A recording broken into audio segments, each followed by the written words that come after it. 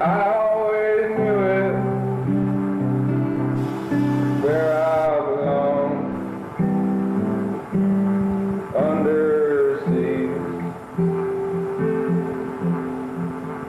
Oh Lord, wasn't waving, only drowning for you to see. But my sight now is much better with this glassy lens between you and me. Oh no, it wasn't waving. Oh Lord, it's only drowning.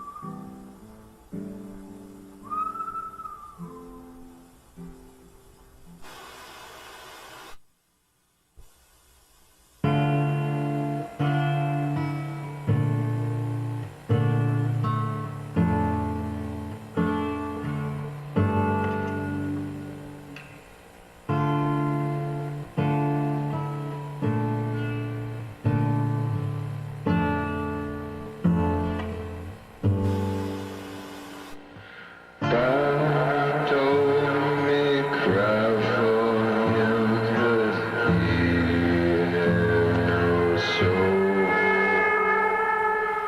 I sat there looking out the car window. World don't know me, son,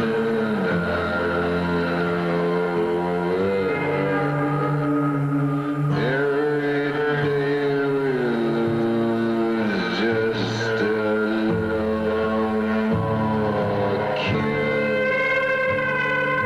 Go to the place where I buried my hands.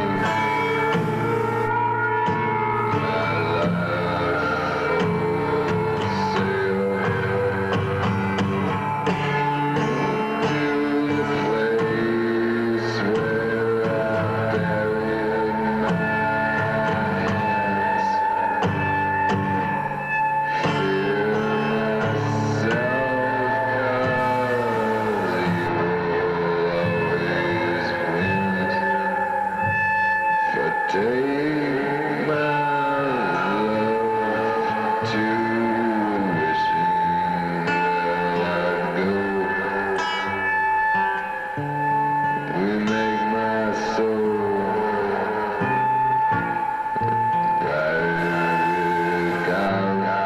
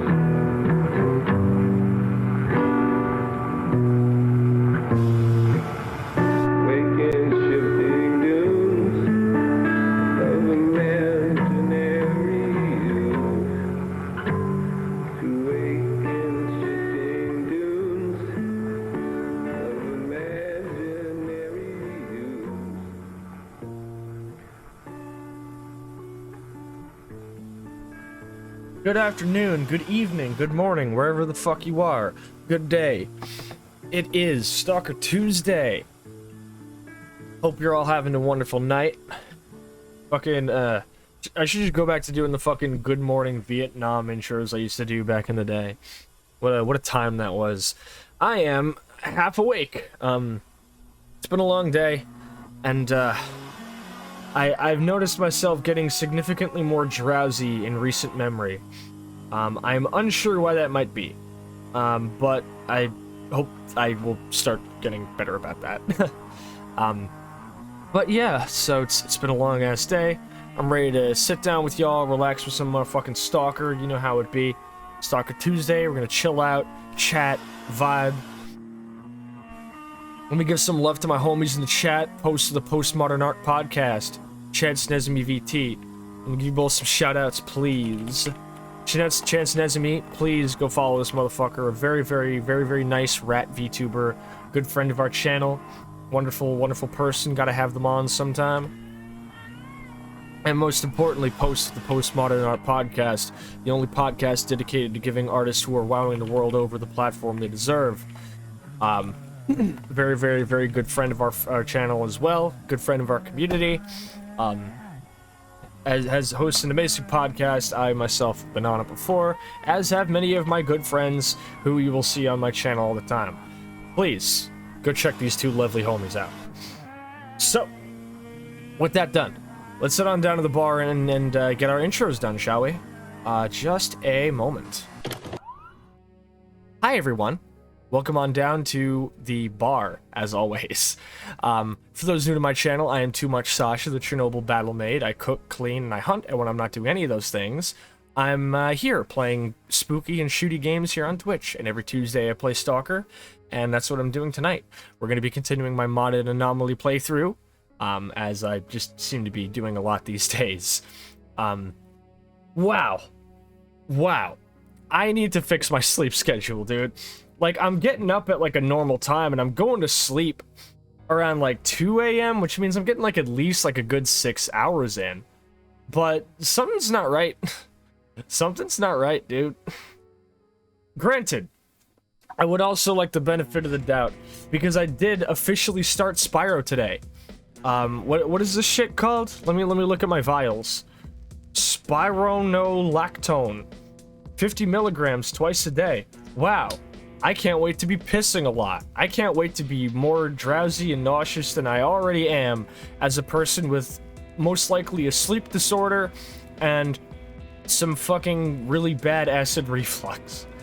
Chances I'm consistently waking up at the right time now, which is neat. That's wonderful to hear. I'm really happy you've been able to get your sleep schedule in order.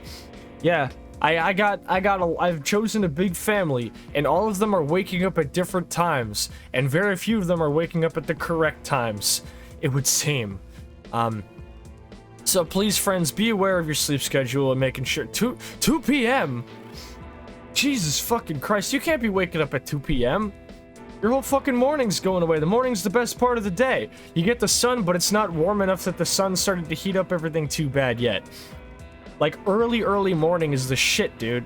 I used to, back when I was working at the coffee shop, I used to wake up, like, several hours before I was supposed to go to work and do, like, a fucking wild, like, hour-long walk, then get in my car and go to work. That shit got me warmed up real good. I might bring those back. I might, honestly, go back to just, like, what is it? Fucking, like, waking up stupid early and doing a walk. And then maybe I'll take my shower after that. Only problem is, like, you know, my sleep schedule will suffer. My sleep hours will suffer. So perhaps I just need... It's like I'm already walking a lot when I go to work, but it's a different kind of walking. Chances I stay up all night with the sillies and nothing important happens pre-noon for me. Yeah, I suppose. I used to hang out a lot more with a lot of EST people, but even now that I do hang out with EST people still, everybody seems to be getting on around the afternoon. So when I used to hop on my PC immediately as soon as I woke up, like, oh man, I don't want to miss any time with the homies, that was just like, dude, they're not going to be on for like another 2 hours. Get your fucking chores done. Vacuum the house, take a fucking shower, wash your dishes. That kind of shit. 7-8 hours, if anything, on the reg, that's good. If it's a work night, I'm probably getting around 6. And, I need a new job, dude. I thought this job that I currently have would be a little bit easier to deal with since I don't have to deal with customers, but that unfortunately is not to be the case. My hours are not great, the pay is not great, the people I have to work with are not great. They're insufferable man-children, who audibly scream and pout and shout if anything minor, like, if any minor inconvenience happens upon them. They take any slight inconvenience as a personal, like, slight against them. So if you just happen to be, like, you know, like me, where I try to walk around people and I try not to walk into people, some of them will either, like, anticipate the opposite of my actions and bump into me anyway, or they'll, like, I'll just be, like, fucking, like, standing still, and I'll try to move around somebody's way, and it feels like they just, like, don't, like, people at my job don't even bother to not walk into you. A lot of these fucking idiots, like, just expect you to move out of the way, so they don't even bother to, like, you know, anticipate any movement. They just, like, keep going and don't care, and they walk into you sometimes, and, like, if you say, oh shit, I'm sorry, they just, like, fucking don't say anything, and it's like, dude, what's wrong with you? Like, how old are you right now? You're what, like, late 20s, early 30s, maybe early 40s, like, you know, from being generous, and you're acting like a middle schooler? It's whack that I, you know, have to, like, go up to other people at my job sometimes and be like, dude, I've worked with high schoolers who don't work like this, who don't act like this.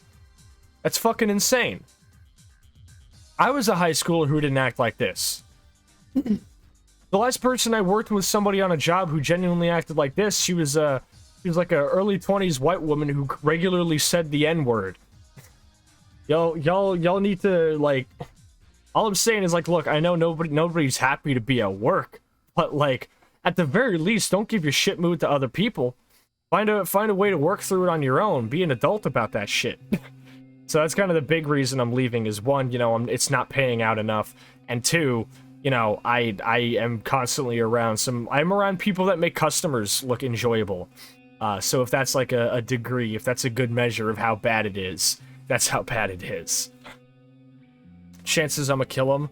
Don't kill them, because then they won't learn their lesson, you know?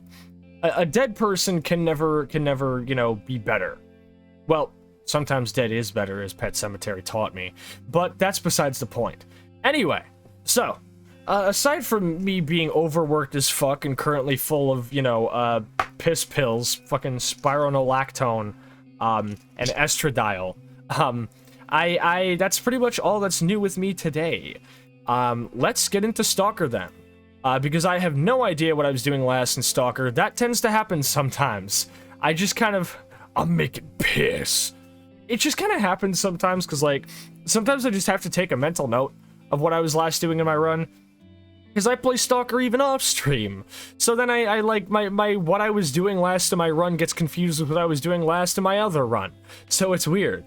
But I do know that I don't have the energy for X18 tonight. Maybe next week. I know I keep putting off X18. The goal of my new run was to see if I could get into X18 faster, and now I am multiple episodes behind on schedule. But I think holding myself to a schedule of seeing how quickly I can get past areas that I got past in my previous run is probably not good for my run. Because attempting to rush that shit is the reason why I pulled up at X19 with no fucking armor and no AP rounds. I'd like to be better than that, even if it means going a little bit slower. And you know what? Being a live 2D VTuber, you know, getting a big boost to my audience size and having a little bit more pressure on me to do what I do means that the biggest lesson I had to learn was that I need to take care of myself a little bit. And I started doing that when I was a VTuber last, you know? I started doing that. And then once I became a live 2D again, I just completely forgot again, and it was all about the grind. So we're gonna be, you know, chilling. We're gonna be chilling tonight. So let's head on down to the game screen and let's see what Stalker has in store for us tonight, friends. I can't wait to spend another night in the zone with you guys. All right. Yeah, there's a lot of fatal crash saves here, huh? Weird. I have been playing a lot solo. I've been playing a lot solo. I've also been doing some debug modding, primarily by what is it? I've been fucking around.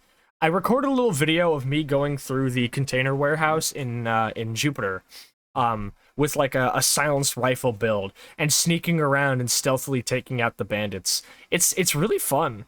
Oh, I loaded that save. I loaded that save, didn't I? Well, we have to wait until this save loads, then I can exit this save and then load another save, and we have to wait until that save loads. Oh, Stalker. To its credit, Anomaly does load a fair bit quicker than the... Let me talk a little bit about what I have been doing in the Stalker world.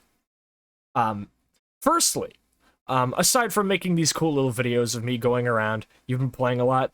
Gabe14923, hello, welcome on in. How are you doing tonight? Welcome on down to the 100 Rads. So, aside from doing those cool little videos I've been recording, I have decided I've been spending some time off stream playing the original Call of Chernobyl. Heavily modded Call of Chernobyl, obviously. Where at this point it's basically just Diet Anomaly. But it is really weird to go back to like classic Call of Chernobyl and see how different it is. Even like unmodded classic Call of Chernobyl is so supremely different from like modern Anomaly. It's ridiculous shit. The difference in how the game not just looks but sounds and feels. Like I'm using a lot of different mods that make the gunplay of Anomaly a little bit less jank, you know, like the boomsticks and sharpsticks mod, the camera reanimation mod, G-boobs, and a whole lot of different other reanimation reanimation add-ons and shit. not like regular Call of Chernobyl now? Like with just like a regular gun mod in and that's it? Holy fuck, the gunplay is so disjointed and shit. Like you fire the gun and I swear to god there's like a fucking 50 millisecond gap between when you fire it and when you actually get on-screen recoil. It's like, wow. Here's another thing. It turns out I have had my weapons stanced when did I first start playing Modded Anomaly on stream? At least a year. But I've been playing Modded Anomaly off stream for over a year and a half now. I have had my weapons stance completely wrong. Now allow me to show you this. This here is the HUD FOV stat.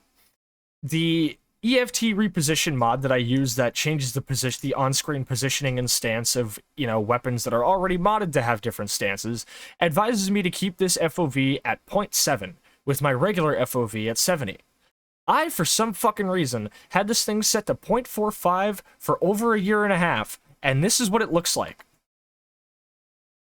How did I play the game this long with my fucking gun pressed up against my chin like this, bruh? Just giving me a loving stroke upside the fucking top of my neck here. It's ridiculous. So it turns out, if I actually set it to 0.7 as I'm supposed to, look at that. I can actually see my fucking gun again. Isn't that crazy? It's been like this for so long. And despite it having been like that for so long, now I can't imagine playing it any other way. And I only found that out because I worried that I fucked something up with one of my mods, because some of my mods do in fact change some weird settings. Thank you for the follow, Gabe. Bullshit. Some of my mods do in fact change a lot of settings about item positioning and like on-screen positioning and HUD FOV. Also, I've just noted I'm a little bit off to the left. There we go. That's better. The fucking RZ's Rad overhaul being a good example. It does fuck with your detector thing, which means that sometimes different variations of items you may pull out cause a weird HUD fuck up. It turns out that may not have been an issue with that mod at all. It might have actually just been the fact that my shit was fucked up. So that's it. Here's another thing. You might notice the game looks a little bit nicer. That's because fucking Manuel or ASCII's screen space shaders mod has been updated. Rain, like actual raindrops and rain splashes on the ground, now have actual refraction and reflection, as well as rain droplets actually appearing on your HUD view model. So if I pull out my PDA, you can actually see them forming on the PDA. It's really cool. I've also installed the War Nymph mod, which kind of changes my character to have more feminine hands and also a more feminine voice. So it's really, really nice. That's, the only other thing I can think of is that, for some reason now, my quick melee thing is broken.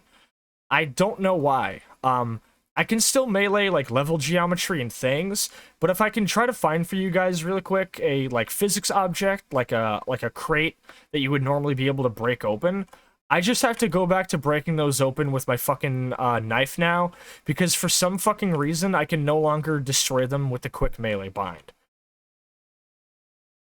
Where can I find one of these? Yeah, I don't know why it's like that.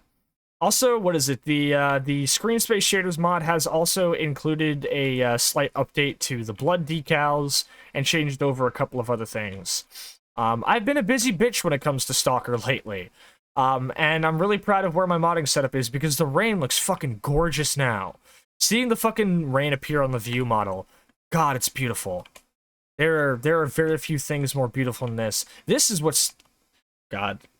If only I could have seen, if you could have gone back to like 2017 spring and showed dear little Sascha what Stalker would look like while she was still playing classic Misery fucking Misery 2.1 and smoking on the decks of the Skadovsk. Doing it now in Anomaly with these mods, holy fuck. And I've said it in the tweet. But I don't have any texture mods installed. Not one. There are no, like, actual geometry texture mods installed. I install them for the season, but they don't actually, like, change the overall, like, the overall fidelity or resolution of the textures. These are vanilla Anomaly textures. and the fucking legwork is being done by the shaders. And because the shaders are all screen space, you don't have to worry about all the ridiculous fucking processing power. It does look better than most AAA games. And I don't just mean better as in higher fidelity, I just mean better as in a more consistent look that really kind of gets you into a really solid mood, a very cohesive art style and everything. Stalker is beautiful. Stalker is always going to be beautiful. And even though I did, mainly open up Call of Chernobyl Classic, primarily because I was lamenting the fact that the sort of like semi-dated resolution and art style of classic Stalker with that oversaturated grass texture and those really weird otherworldly busted fucking skyboxes and bizarre-ass low-poly trees with no leaves on them. There's charm to it. There's a lot of charm to it. And I do catch myself missing it every now and then. So I've work cut out for me tonight. Let's see what my jobs are. We have a mercenary to clap over here. Unfortunately, I have not been able to secure myself a new sniper rifle yet. But we do have a man to assassinate here. Some work to do for the scientists. And we may very well get some work done and deal with some military fucks tonight. We'll see. But first, since it's closest, I am going to be dealing with these mercs. Now, I regret not having a proper sniper rifle, though. I might honestly do, like, a classic Call of Chernobyl stream at some point. Be like, hey, guys, check this out. Here's where we used to be. Isn't it crazy? Isn't it just fucking wild? Okay. Now, do I have any parts to tune this girl up? First off, I only have one magazine to use in it. That's fine, it's a sniper rifle. Even if it's, fucking semi-automatic. I can outfit her with a night sight that still has really decent zoom, as well as this PSO. So I've certainly seen, I could have a worse setup here. There's that 911 I keep for Reno. And a fucking DS Arms SA-58. I've no clue why I kept that. And my old UMP. Long may she live. So I'm using the Predator Stalker suit, which is a very light suit. This is not even a medium armor. This is a light armor. So despite the fact that it allows me to carry more magazines, its ballistic resistance is actually kind of fucking pitiful. Even when it's at 100% durability. So a better armor is absolutely on the shopping list before we bother with the Brain Scorcher. Secondly, we've got this sniper rifle. And the only rounds I can afford for it are old rounds, except for one. There is one brand new 7.62x54. So I only have one magazine, and not even enough rounds to fill up that singular magazine. In terms of parts, we have a barrel. She has seen better days. The actual components of the weapon, I am pitifully low, because all we have is this one gas tube. It is also in extreme disrepair. I'm sitting at 60,000 rubles, so I guess I may someday be able to afford this, afford these, exorbitant fucking repairs. But for the moment, I'm kind of SOL on long-range options. At this point, I feel like my two options are either A, just bite the bullet, bring it over to Mangun, and have him repair it himself with whatever parts he has on hand. Or B, just go fucking buy something from Sid. I am very, very hesitant on buying some shitty old Mosin Nagant from this man. Well, let's see what he's got in stock. What do you need, Stalker? Weapons you apparently don't have. An OTS-02 Keypartis, and a Scorpion, and some fucking, some fucking Kimbers. No, Korths aren't Kimbers. I called them a Kimber once. However, you do have plenty of vodka, and that vodka will prove necessary in getting me more ammo. Because if I can remember, the last time I checked, I do not actually have access to the recipe with which I would make more AK ammo. Sioma Loyal and Semyon Sterlitz, my man. Sterlitz, you get to carry all the vodka. That's 10 bottles. 10 bottles of Nemirov. Filled to the fucking cap. Don't drink any of it, please.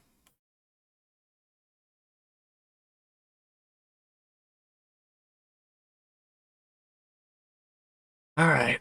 Let's see if I can go buy me a better rifle from from Petrenko.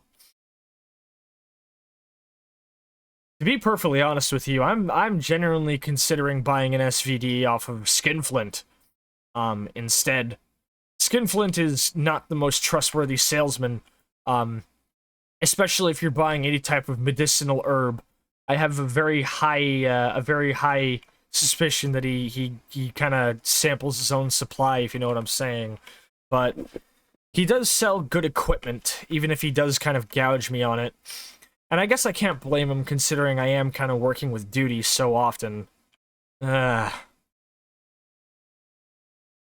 what do you have?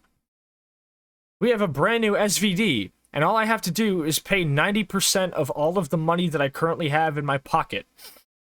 I don't know why. That sounds kind of a little bit... Sounds kind of like a raw deal, my man.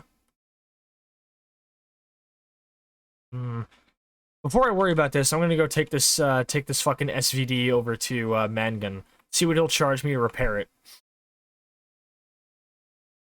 Using spare parts to repair a gun your own is only really actually financially viable in a certain degree, and that degree being if you happen to already have the actual repair kit, like the tool kit for repairing the weapon.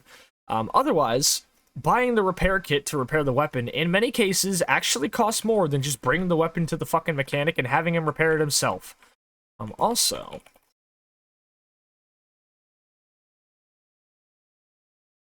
okay, we're good.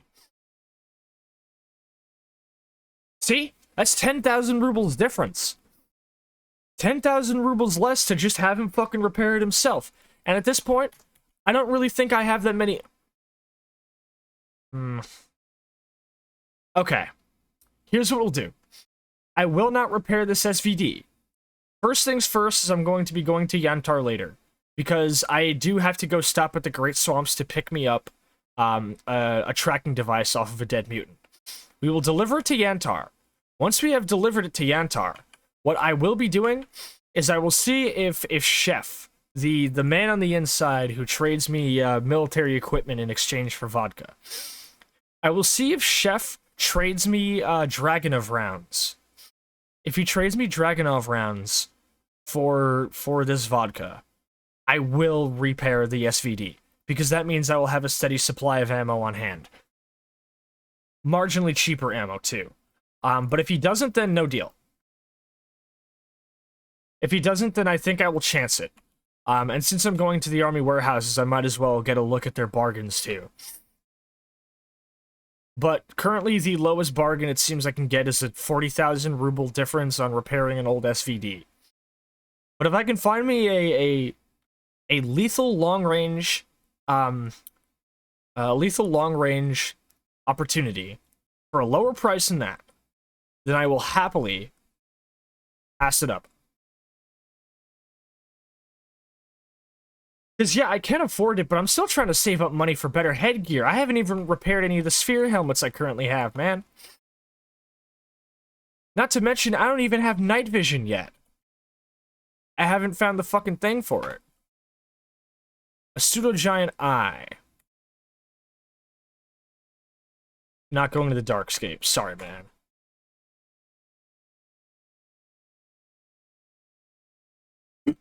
Alright. So we'll be probably heading to the Cordon that way anyway. The military engagement I may wait on. If I can get myself a steady supply of Dragonov ammunition, it will make the engagement with the military at their checkpoint that much easier.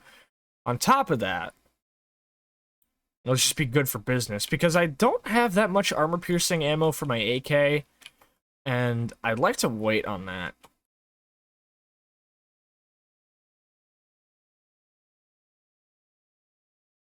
It's crazy how much a stalker is just fucking economics. Logistics, budgeting, all of that. Can't say it's terribly exciting.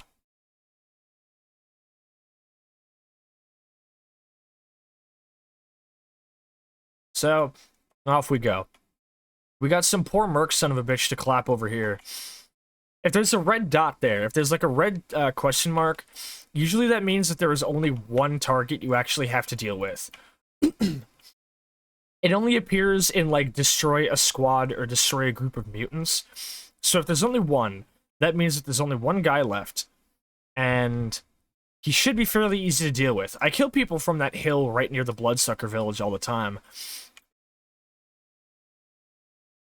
If I hit him with a good burst, I can probably like topple him from like a good couple 100 meters away.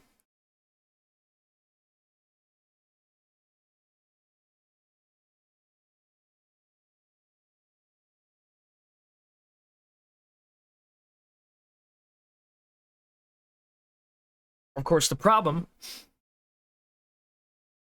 is that I'm not using armor-piercing ammunition. I'm using a regular AK with regular full metal jacket ammo, which is definitely not the least damaging ammo you can obtain, but compared to more damaging rounds like 7.62 or even 308, there is better.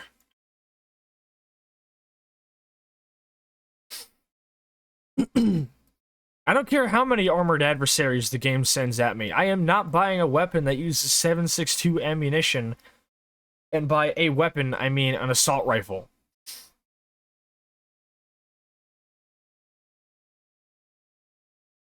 Alright, here we are. Oh yeah, you guys might notice this, but let me turn the sound up.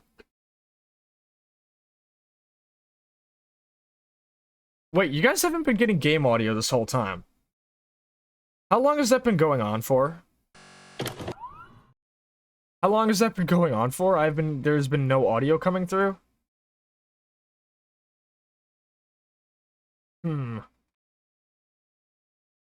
Stalker has been doing this.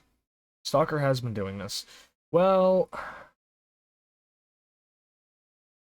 thankfully.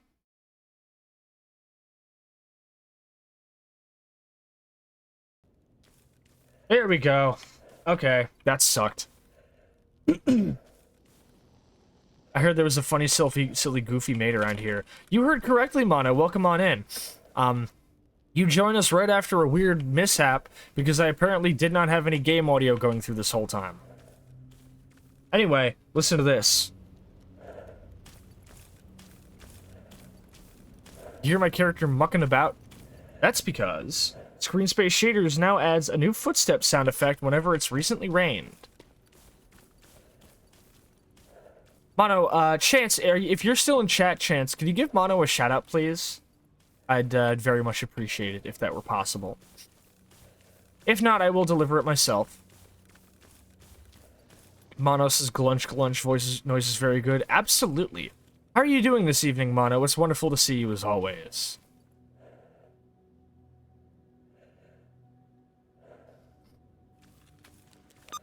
Where is my target? Okay. Red question mark's gone. So he's still there. Unfortunately, this is the longest range scope I have. Got back from my anti-dentist appointment. Yeah, you had your dentist appointment on Vor Day, didn't you? That's unfortunate. I'm sorry about that. But I do hope it went well. You see that? You see him through the fog there? Oh, wait. You see that guy just through the fog? Let me get this guy. He's not gonna know what hit him.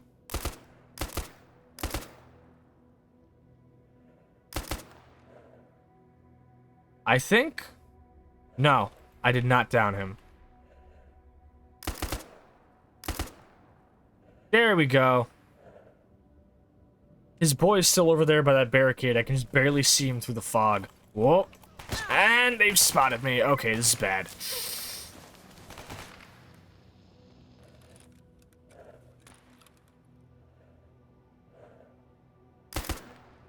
Did you know that taking cover behind a hedge is literally the worst thing you can possibly do? Am I still bleeding?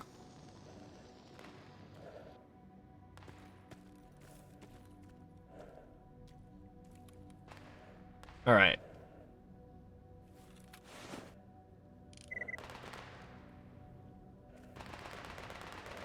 Sounds like his boys are a little bit caught up with something else.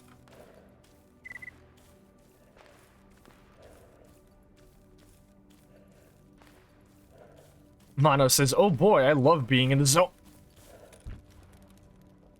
That's a grenade going off. I think it might soul me.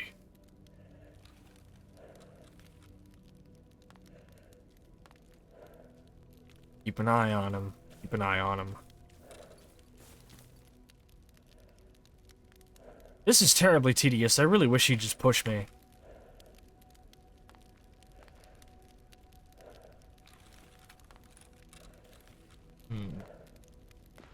He seems to be playing the long game. He's being very defensive here.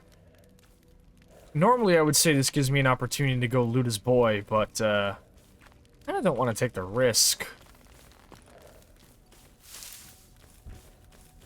Also, those distant gunshot sounds almost sound like firecrackers. It's really funny. Wait, hold up.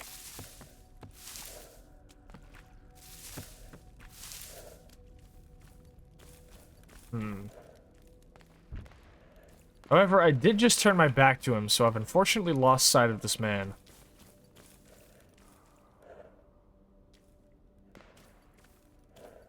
Ah, he's expired as they all do. Well, that would explain the distant gunshots. They're fighting lurkers. I don't really see how it's my problem.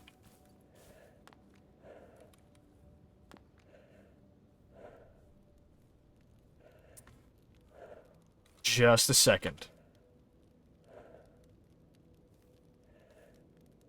Where is this jackass?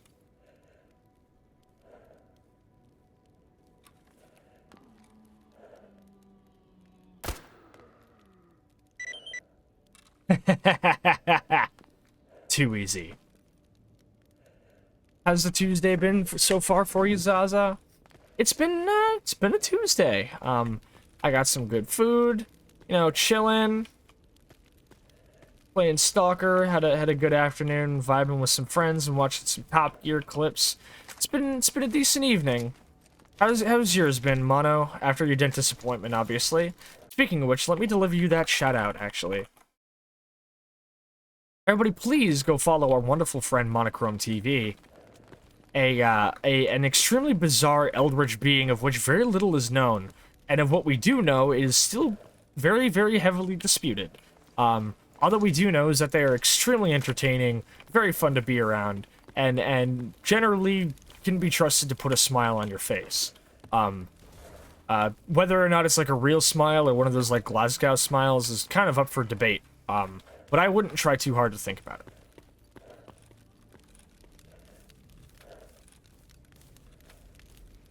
Of course, friend. Is there a box here? I'm gonna tell my boys to follow up.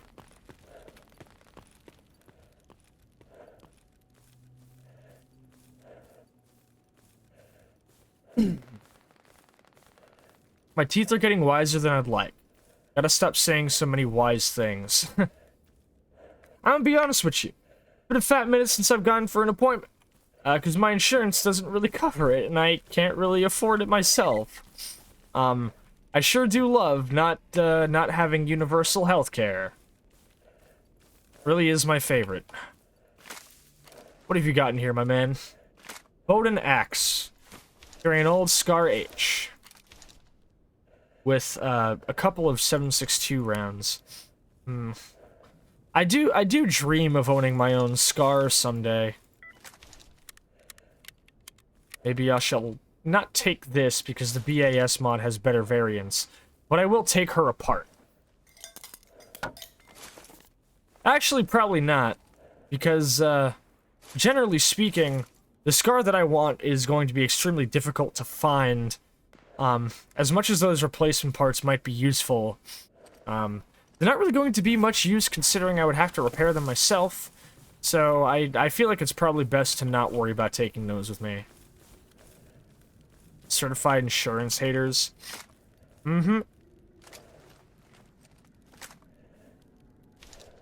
Illness is not an indulgence which you should pay for, nor is it a crime for which you should be punished.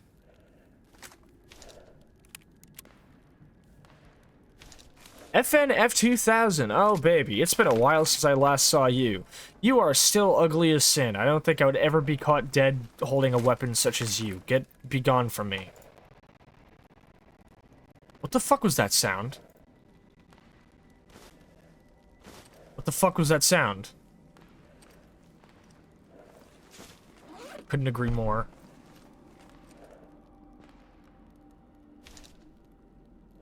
There we go.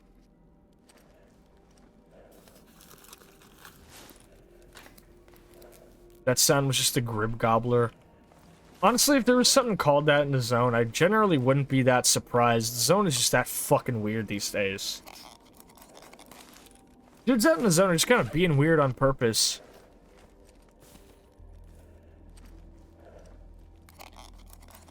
I know there's a couple of stalkers down at the bar who have pictures of me and they fucking pass them around. It's mad weird. I haven't had to step in yet. I just might. Alright, well... Might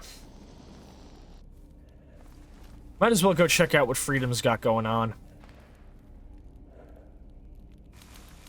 I'll sort through this loot back home. I'm sure all of it can't be useless. Just most of it would seem. If anybody ends up wanting a pseudo-dog brain now, I guess they can just have one.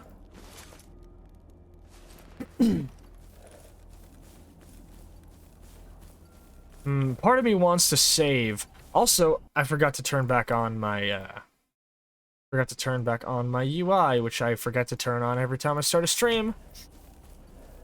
Because I do use my PDA, like I do use my minimap and my, my crosshair when I play. Is that a human brain? If so, I can have it. Well, you see, Mono, that's a controller brain. No, it's a Buer.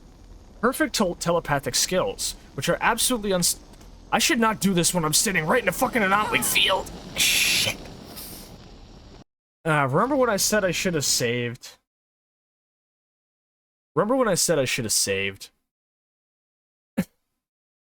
Maybe I should have saved, huh? Oh well. I'm sure I can do that engagement a little bit better anyway. But yes.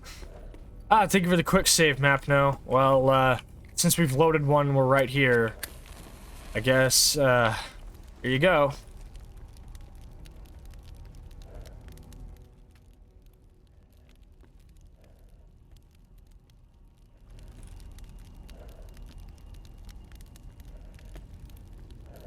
Sorry, I was muted. I meant to say, is that good enough? Well, a quick save now, I guess. Well, at least now I know that there are exactly 3 targets I need to deal with, all of them hanging out there in the Bloodsucker Village. I'm going to have my men set up on high for this one, I think.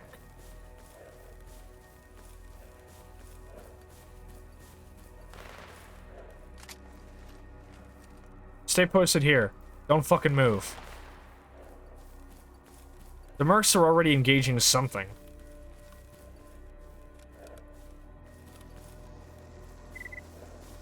Just listen to some small arms fire. Holy shit.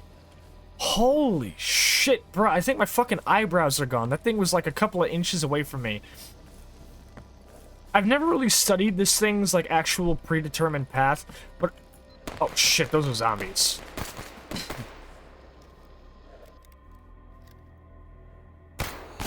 Whoa. Where? Literally where? I was behind cover. Who could have hurt me? Moreover, where did the fucking zombies come from? Dude.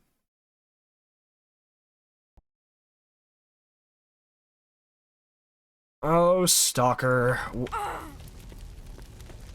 As full of surprises as you are full of misery, in all equal measure, it would seem. I'm not mad, I just want to know where they came from. Moreover, I want to know why a squad of trained mercenaries couldn't just take care of them themselves. Hold tight.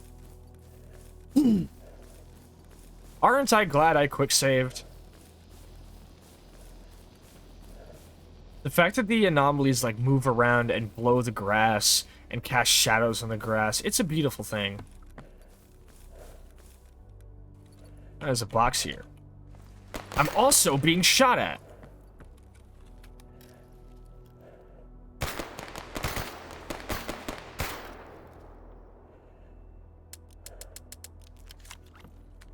Also, I forgot to load my fucking magazine.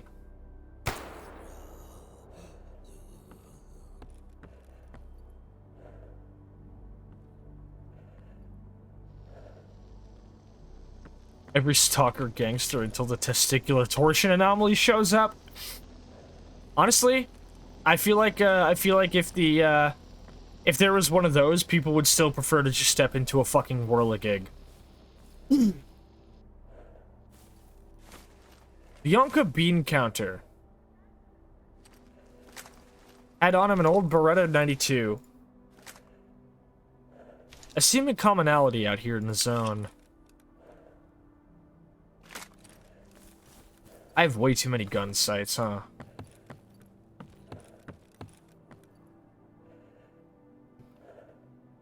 Okay.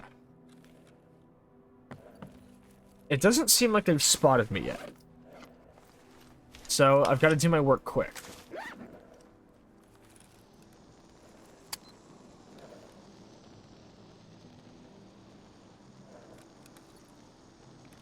Alright, where are you at?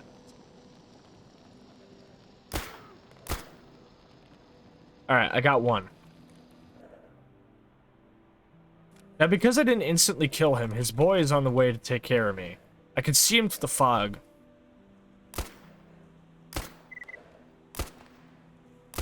I could always just miss every single shot. Got him. That was a pretty visceral death, actually. He, like, slumped down against the fucking pole. Let's see if I can make his friend over there die a little bit worse, huh?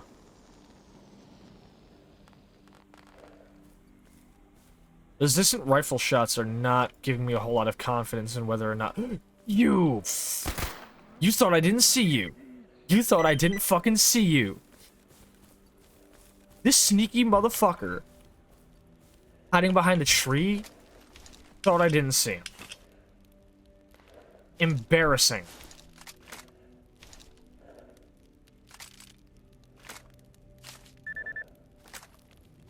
I'm impressed. I'm impressed at the balls on that guy.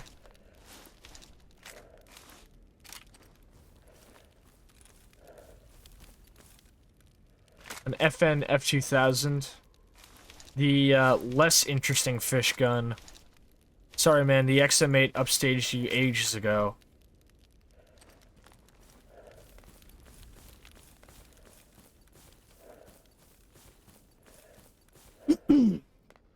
I would have missed that sneaky little bastard. I would have missed him too. He could have killed me. I don't know what possessed me to look over at the tree. I think I just saw the movement. This guy did not die happy. That's a fucking Lee Van Cleef death if I've ever seen one. Well, good night. I just woke up in a fucking steaming mood, yeah, and I live in a shithole.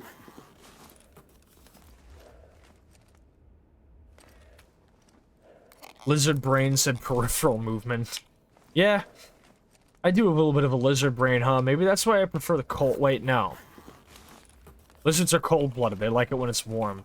Whoops. Oh, well. Portugal moment, I suppose. What's my ammo looking like? Nearly full. More naff.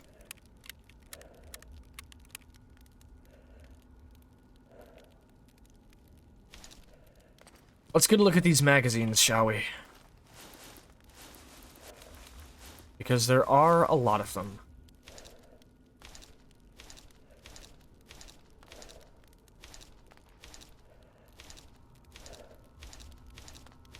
Yeah, honestly, I feel like just every stalker lives in a shithole. Lying on a warm rock does sound kind of nice, to be honest. Yeah. Huh. Isn't that weird?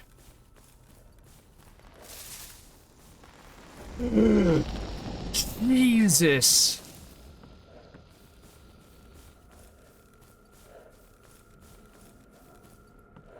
You know what I need to do? I need to take a gif of the fucking, like, fire anomaly over there. Have y'all ever seen that episode of Top Gear when they made the mobile homes? What I need to do is take that one clip of Jeremy Clarkson driving his fucking busted-ass mobile home and have him literally driving past, like, where there's a fucking, what is it, giant, like semi-truck that goes past him, and he starts screaming, and you take that clip, replace Jeremy Clarkson with my face, and the semi-truck next to him with a fucking fire anomaly. So it's him just going, ah! Well, the fucking thing is, like, zooming past him. That'll be really XD, I think. Also, we found some tools for Screw.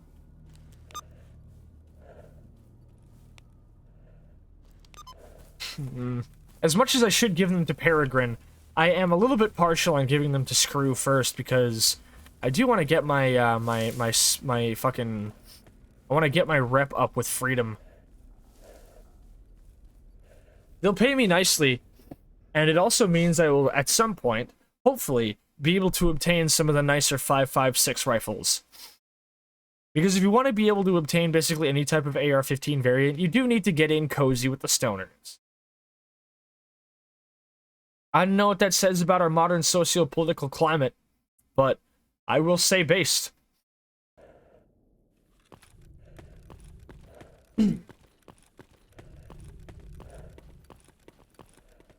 Because they offer up some good rifles. There's the M4 Tactical, the M4 RIS, and the good old-fashioned, or not good old-fashioned, the actually very modernized AR-15 Hera, also known as the Freedom M4.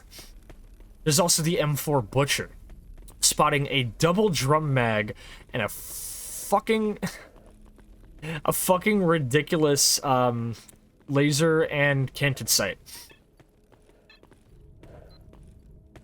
She's not exactly very good if your goal is being stealthy or subtle in any capacity, but she is still a nice sight to have. You can exchange with Freedom outside of Let Exchange and Anomaly. Can the player change their faction, or are they always loner? In Anomaly, there are actually two answers to your question. First off, you choose your faction at the start. Anomaly is a free play, and the story mode exists for most of the factions. The only factions you feasibly cannot actually play the story mode or the story mode as, are, if I remember correctly, I think Bandits, Monolith, and probably, like, at least, like, one other faction. Military. Bears Rock Dude with the motherfucking raid. Holy shit, give me a second. Damn. Welcome on in, Raiders. How are you guys doing? Bears Rock Dude. Let me give you a motherfucking shout out here. That is the wrong keyboard language. There we go. Perfect. All right. Well, welcome on in, everybody.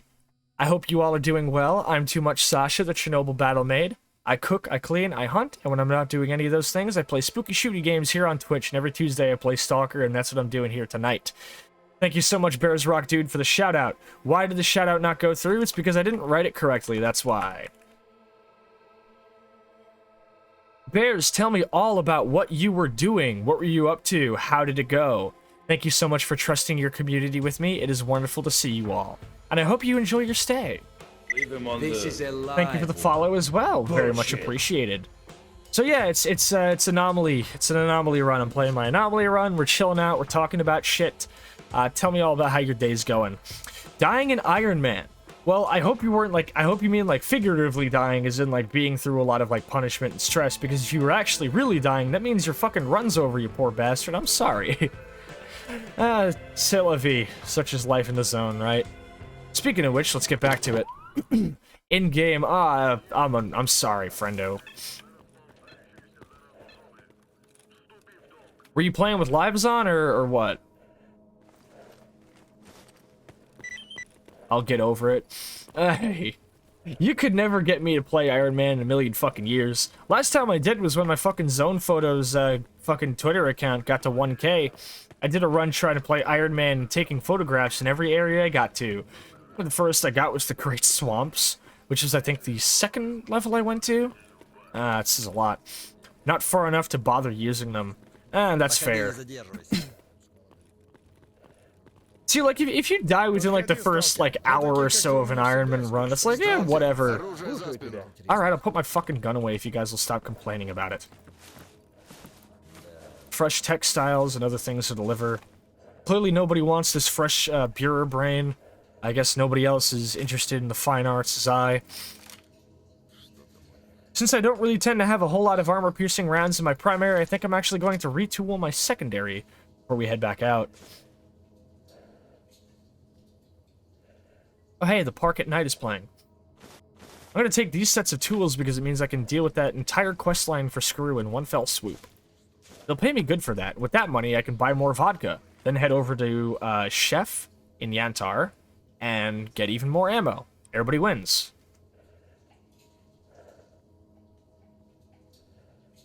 If I remember correctly, I'm actually not interested in keeping this M203. Because I don't have any interest in using a weapon that actually makes use of the M203. Are those 357 rounds? Yeah, I'm not interested in using those. These are NATO 762 by 39. Wait, no, these are 39. 762 39. Not using that. Mono says I'm unusually tired, so I'm gonna lurk for a little bit. Not a worry. I hope you have a good time, Mono. Rest well if that is what you're doing. I think the main reason I wasn't gonna deal with the military yet is because I don't have enough explosives to make it worth my while. This powder keg could be useful for that, actually. So this is the first time in a very long time I'm actually going to be keeping one of those. Well, Bears, I hope you're able to find a hope you're able to find peace and get a new run going, and I hope it goes fantastically.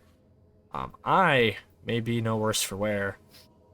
I have not a whole lot of interest in cooking anything at the moment. I'll disassemble this ammo and sell whatever I'm not using. Knife Style, welcome the fuck on in. Why are you getting mad at me? I don't even have my gun out, you shithead. It is wonderful to see you up in here, Knives. How are you doing this evening? Alright, let me go retool my pistol. Because my AK is mostly just going to be, like, anti-small personnel. But the pistol is probably going to be, like, a fucking, I'm going to put some fucking armor-piercing 9x19 in it. If I come across any moments where I just, like, I'm spending way too much AK ammo on a singular target, I feel like it'll be useful for me. So let me go do that. And then we will head right back out to the military warehouses to go deliver these items to Screw.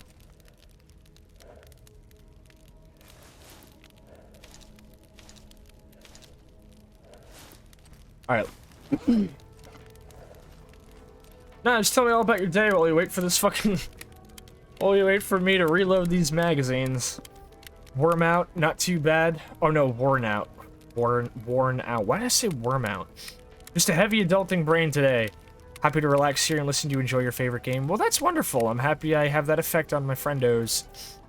You know what I'm not happy about? The fact that these fucking magazines are like a 16 cap. So realistically, only 2 of them can be AP. But I'm not really that upset, actually, because that's like a decent ratio. So I can have half my mags be FMJ and half of them be armor piercing in case I end up in a real fucking jam. Yeah, you know what? No, this is okay. It's aight. One of the 2 main Minecrafters I watched did a 2-hour, 100 days Chernobyl survival run. Like, in real life? In which case, bravo. Always entertaining to see those. I do have a very big soft spot for urbex like that. Modified mutants. Oh, modded gameplay. In Minecraft? I do know there was a team of people who were working together to build a 100% real-life accurate recreation of the Chernobyl power plant. It was known as Churncraft when it was actually being worked on. I am unsure of its fate, but I know for a fact it hasn't been, at the very least the last time I checked, it had not been updated in a very long time, which made me sad.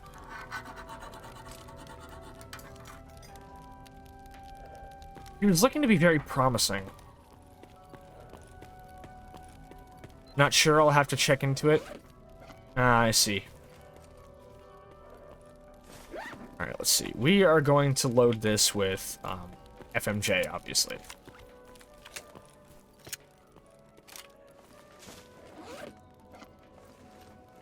Probably go top off that AK mag. Job's done. Pay me.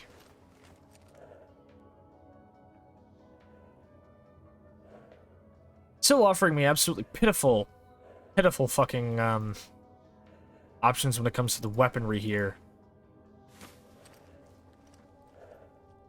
I'm be real with you, Chief. I am not getting you a pseudo-giant hand, and I am not starting a war with freedom on your fucking behalf. I cannot think of something less appealing.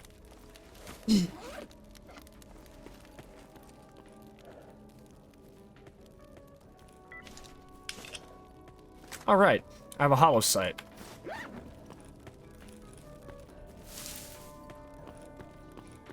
We've received a visitor in Zatan at the waste processing plant. Now, hold up, that was interesting. He said that he and his team of Freedom Stalkers were searching for artifacts when they got ambushed. He's pretty sure that he's the last survivor. We're gonna let him stay with us.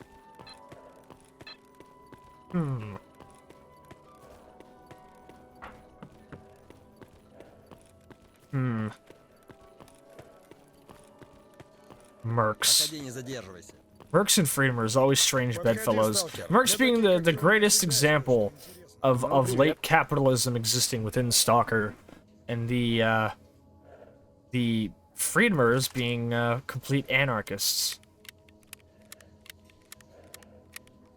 Strange bedfellows indeed. Oh wow. This thing with the fucking EOTech looks so ridiculous. It's actually kind of endearing. What are my batteries looking like?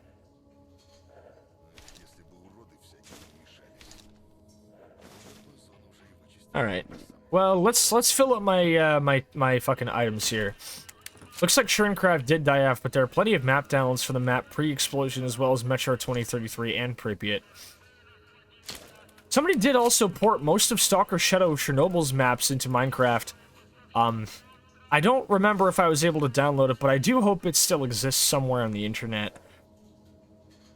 It always sucks when really cool fan projects end up becoming lost media, because either the site hosting them goes down, the creator pulls them for some stupid fucking reason, or what have you. You'd be surprised, it happens quite a lot. It's a shame that Churncraft is gone, though. I'll miss her dearly. A drug recipe. Woohoo. I can't very well make fucking night vision goggles with a syringe and some chocolate bars, can I?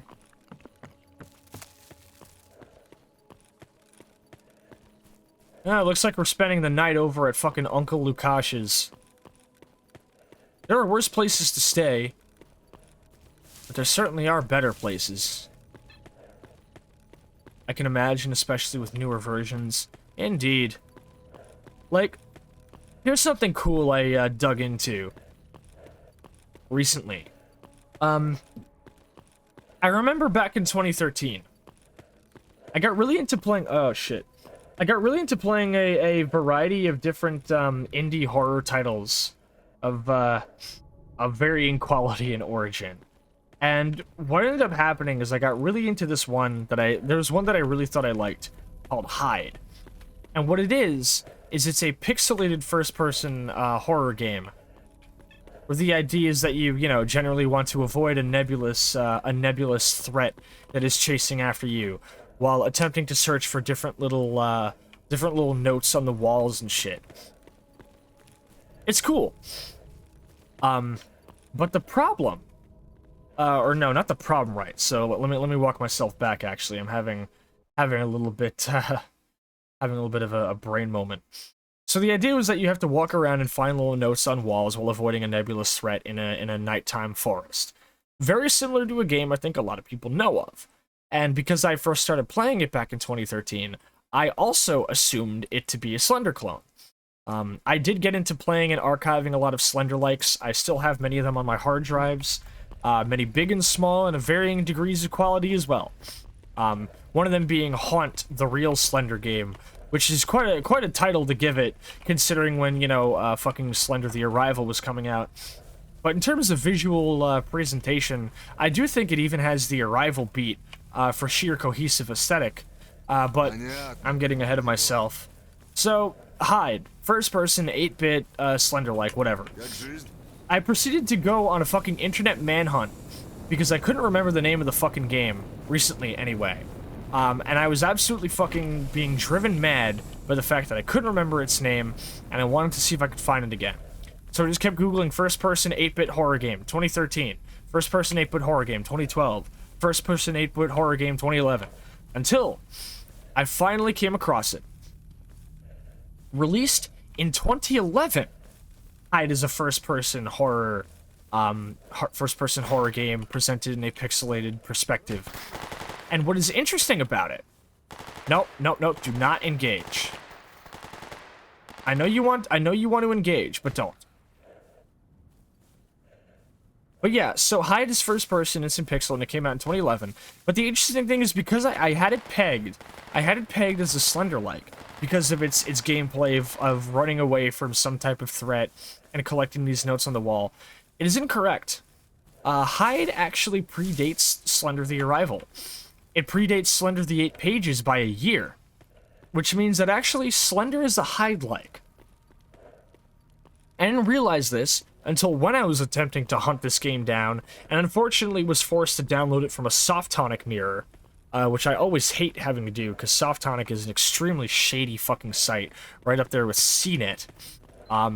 It turns out that somebody on a TV Tropes page for Hyde pointed out and just wrote, oh, this game may have been an inspiration for the gameplay of the Slender series.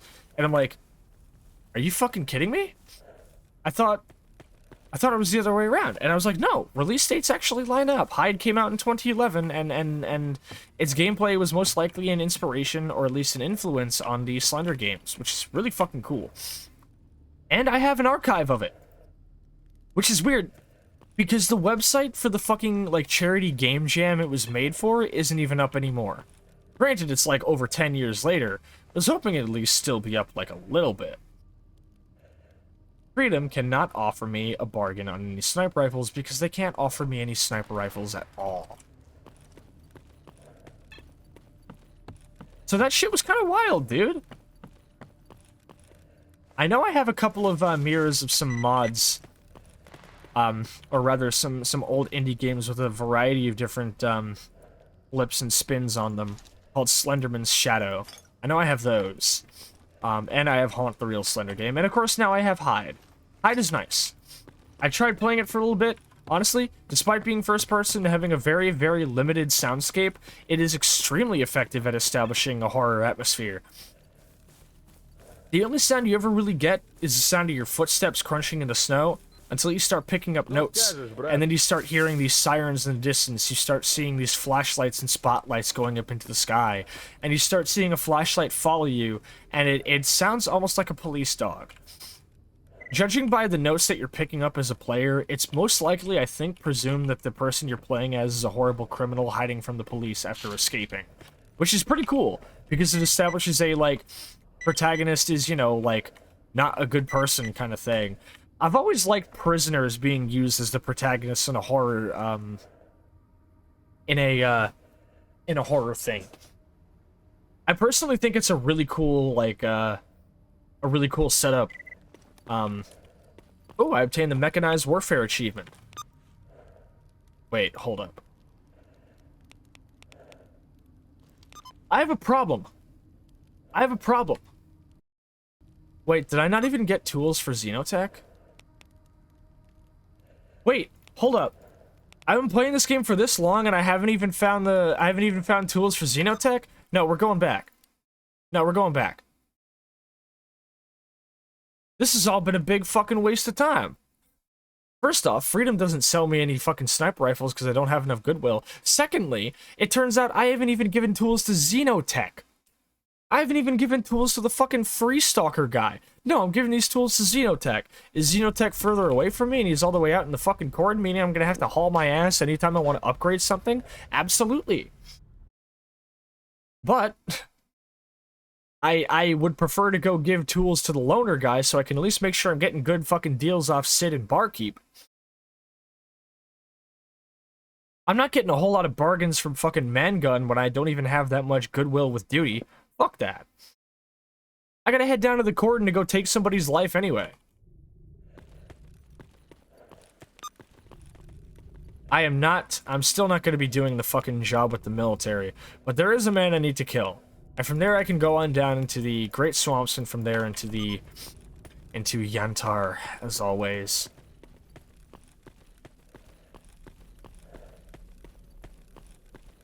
Honestly,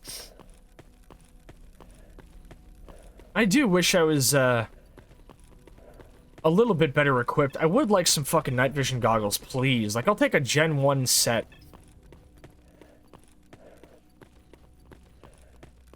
It's never worth holding out for them, because there are a lot of items you will simply never find on NPCs. Like, actual, like, PDAs, like, personalized PDAs, ones that players can actually use, you won't find. Motherfucking night vision goggles and headlamps you won't find. You can find detectors, though. But not headlamps with goggles, so...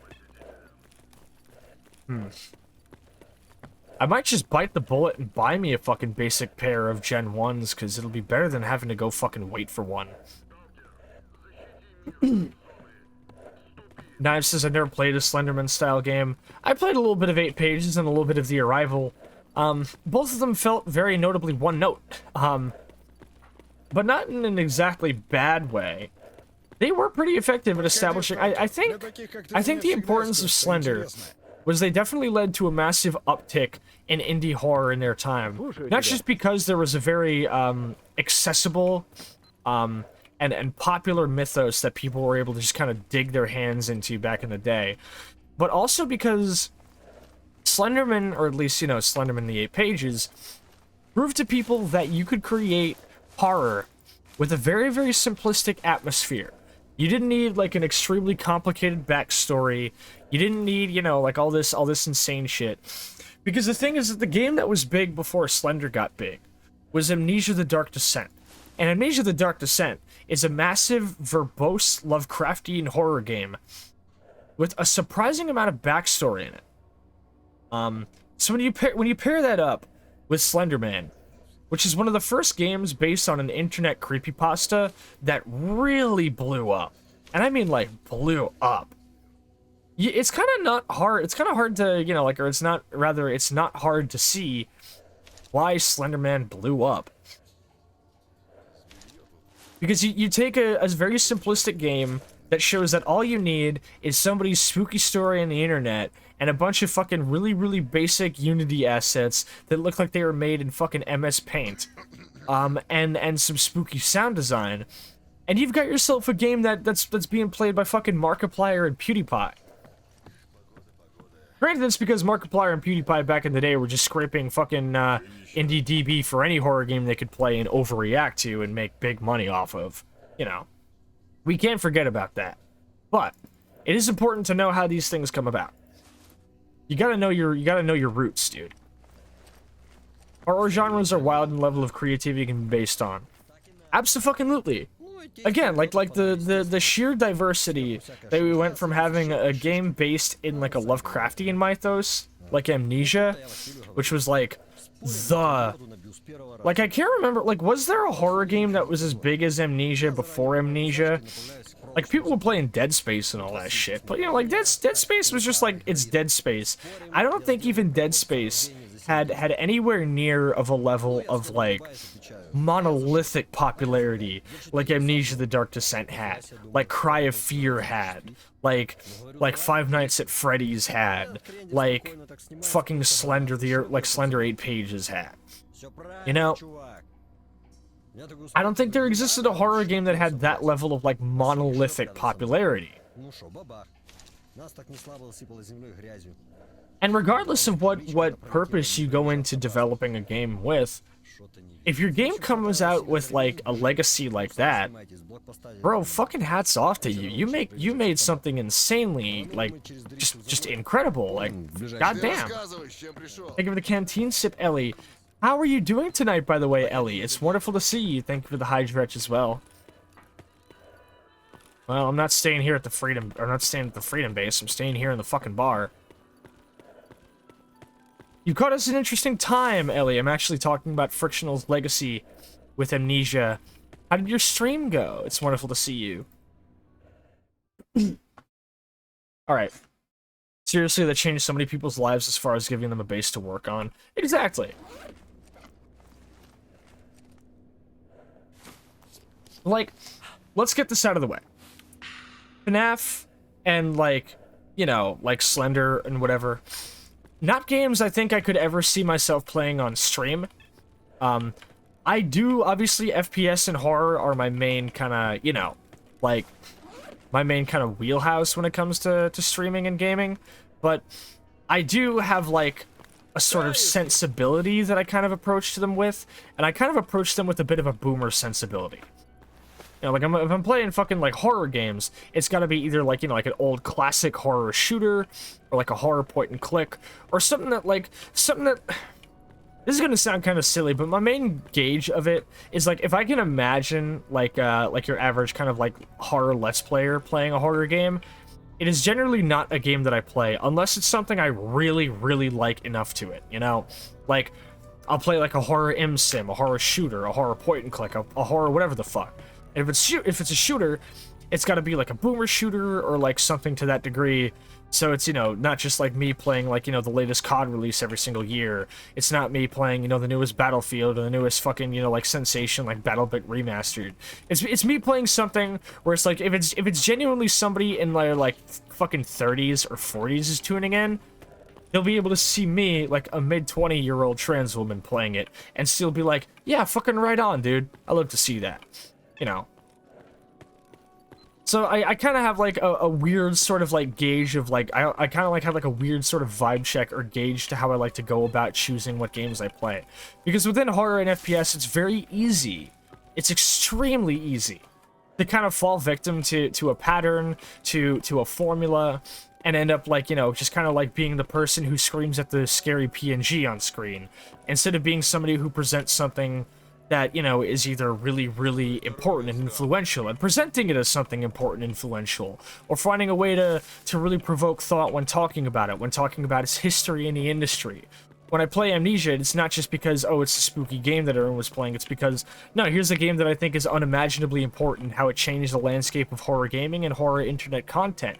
Here's what I consider to be the best Lovecraftian horror game out there to this day. Here's what I consider to be a fantastic experiment in atmosphere and story, and making a really solid verbose story in a game that still doesn't really feel like it's tripping you up every time a new lead happens, you know?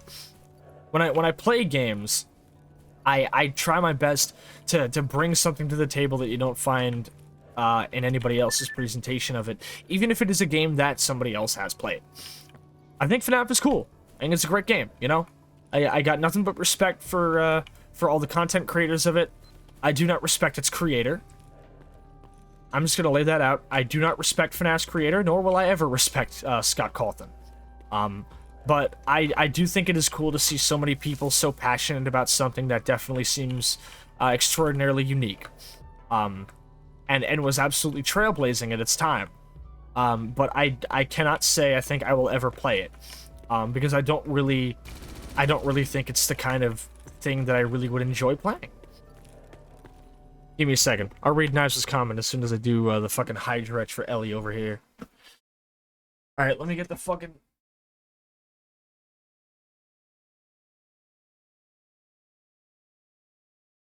glow stick time, I see. Knives says, still want to make an RPG Maker game one day. That's like home to me. I've never attempted RPG Maker. Closest thing I attempted to making a game was fucking around in Amnesia's custom stories creator. Never got very far in that either. I have been, what's the word? I've been having aspirations to open up GZ Doom and learn that shit, but oh, that is quite a fucking project. if I say so myself.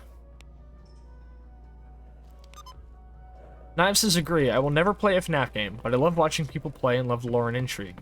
Yeah, watching Noelle and Moose play Security Breach was fun. They're a great duo. Watching Noelle and Pingo play Security Breach, I think was a good, honestly, a kind of good, like, sort of demonstration of the dynamic I try to have when I stream games.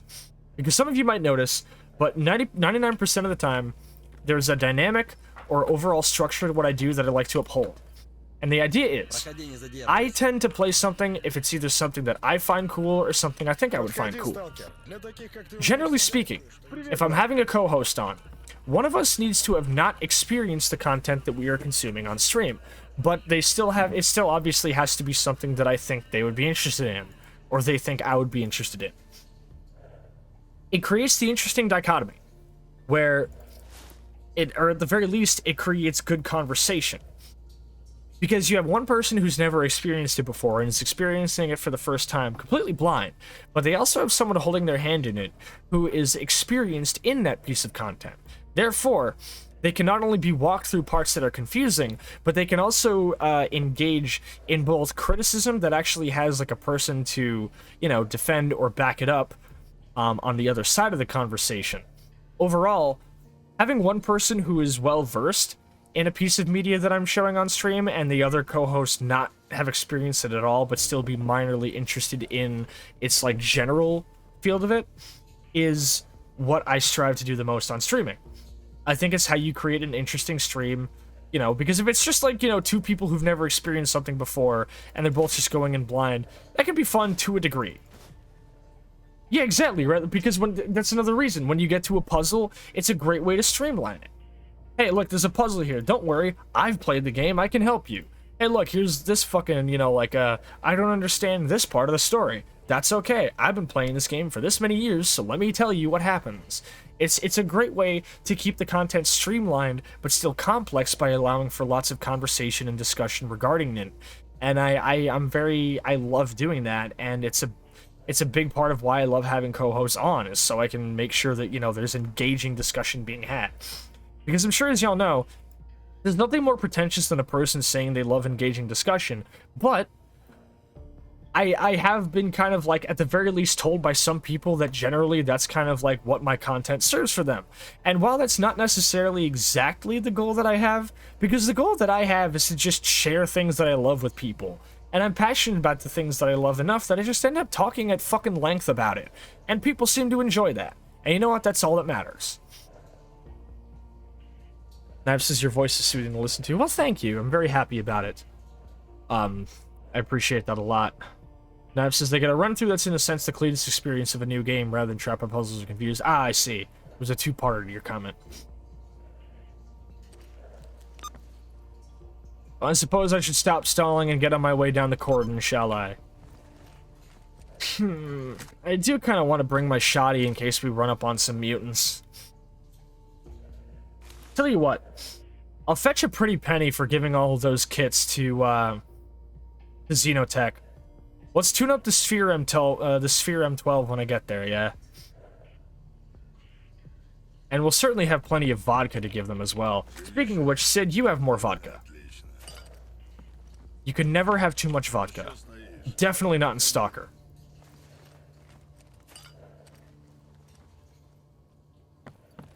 Granted, sometimes I do break my own rule. A good example being whenever me and a friend both want to, play a new demo or something. But, at the very least, if we are experiencing a new demo, it's usually a demo that is either a remake of something that we're both very, very useful in, or rather, very, very experienced in, or a piece of media that is attached to something we're experienced in. So, for example, Gloomwood.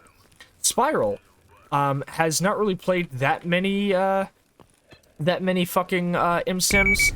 Holy shit! If you Holiday Kirk with the motherfucking raid! Hold on a second. Oh, let me get on down to the bar. Give me a sec. Aw, man. Kirk, welcome on in. It's good to fucking... Holy shit, the resub. Has it really been fucking over a year? Has it really been a fucking year since you first popped on by? Jesus fucking Christ, let me give you a fucking shout out real quick. Anybody in our stream who has not interacted with our good friend Holiday Kirk, please go give that motherfucker a shout out. How come you never raid me? I don't think I'm ever finishing with stream whenever you're done, whenever you're actually streaming. I think it's like a cruel twist of fate, because I usually schedule myself to 8 p.m. to midnight EST on Tuesdays, Thursdays, and Sundays. I don't really see you on that much, but I promise the next time I do, I'm definitely giving you a fucking raid as soon as I can, because I owe you the fucking world for bringing your people on here down every single time. But once again, thank you for trusting your community with me and coming on down, Kirk. You're a wonderful individual, and welcome on in, raiders. I hope you all have a wonderful time here, and it's good to see you. Tell me all about what you guys were doing tonight. It's some good shit. All right, quick save. I'm about to go to a level transition. Can that count? Can that count? I'm about to go to a level transition and it auto-saves. Judging stuff. I see. Well, here's something cool, Kirk, because I wanted to actually tell you about this. The vocalist of Hitbox follows me. We were deciding if things were new or not. Alright, I got one for you. Kirk. Fucking, Snapcase, the band. New metal or not? Or new or not. I want to see your opinion on Snapcase. But, I'm not doing this. No. So, something tells me this man has a history with Snapcase. But I'm tired. That's fine, then don't. Then don't. Get yourself some rest, motherfucker. If you gotta get up and get a drink or get yourself some food or even just collapse, go do that. Don't feel like you gotta fucking, yeah. But yeah, so I was telling about it, or I was rather saying it in, hold up, what the fuck? I was saying it in the New Metal Agenda server, but the vocalist of Hitbox follows me on my side account where I post screenshots of Stalker and, like, aesthetic videos and other things in Stalker. So, I guess you heard it here first, guys, but Hitbox is Stalker Cell and Zone Pilled. Which is really good to fucking hear, because everybody should be into Stalker. And I mean, granted, you know, it's a big part of why I do what I do, because I want to get everybody into Stalker.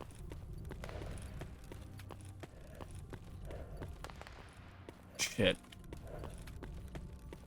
You know, I arm my guys, like, considerably well, so I was hoping at the very least, maybe they'd be better at holding their own against dogs. I forgot my fucking usual raid intro, by the way, but I think most of y'all have heard it by now anyway. But, hey. I also am very tired. It's been a long fucking day. I get way overworked where I happen to go to work, and even, you know, downing a huge cup of fucking coffee before a stream didn't really seem to kick in until about, what, like an hour and a half ago.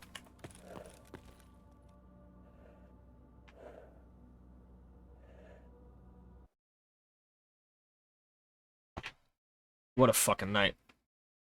Speaking of music,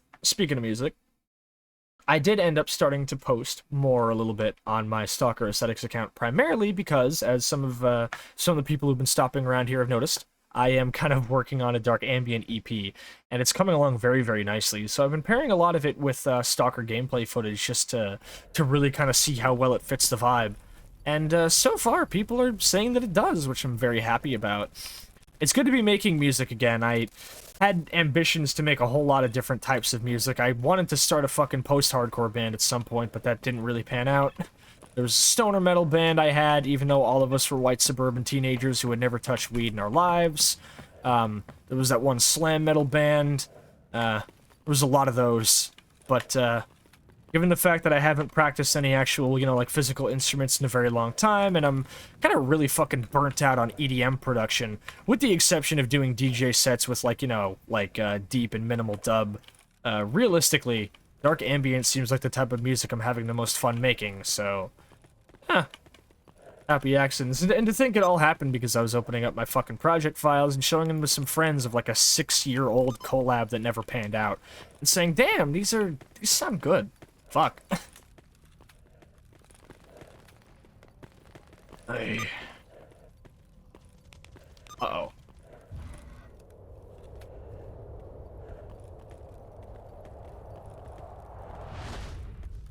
You know, that never gets old. That really never gets old. I never get tired of seeing that. Maybe it's just because boars are, like, so fucking annoying to me. Because your music work is awesome? Well, thank you, Knives. I don't actually think I've shown you these snippets yet. I'll be sure to send them your way. That look concerning? Eh, it's alright.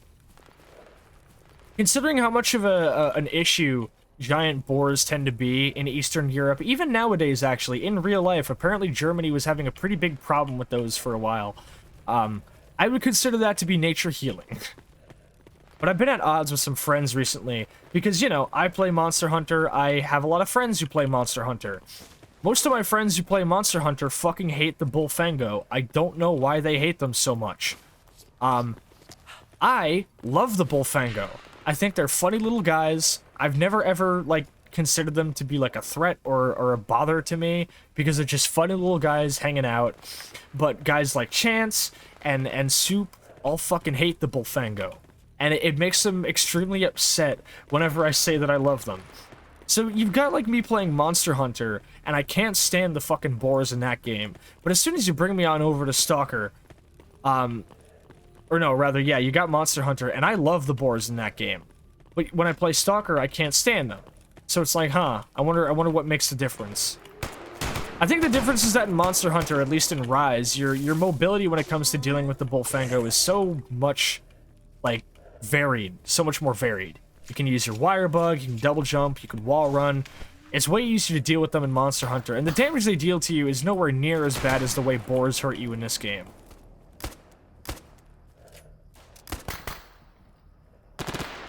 What the fuck are you guys shooting at?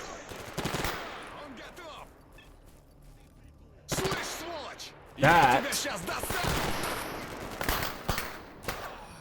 I can't see shit. Oh man, I'm Skinny Is that Pete. Skinny Pete? Yo, what's up, Vex? Welcome on in. Motherfucker.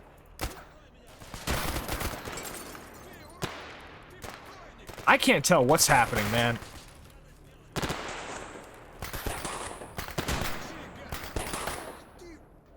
Perhaps the EOTech Hollow Sight was not the play for this. Hold up. It seems like he had the same idea.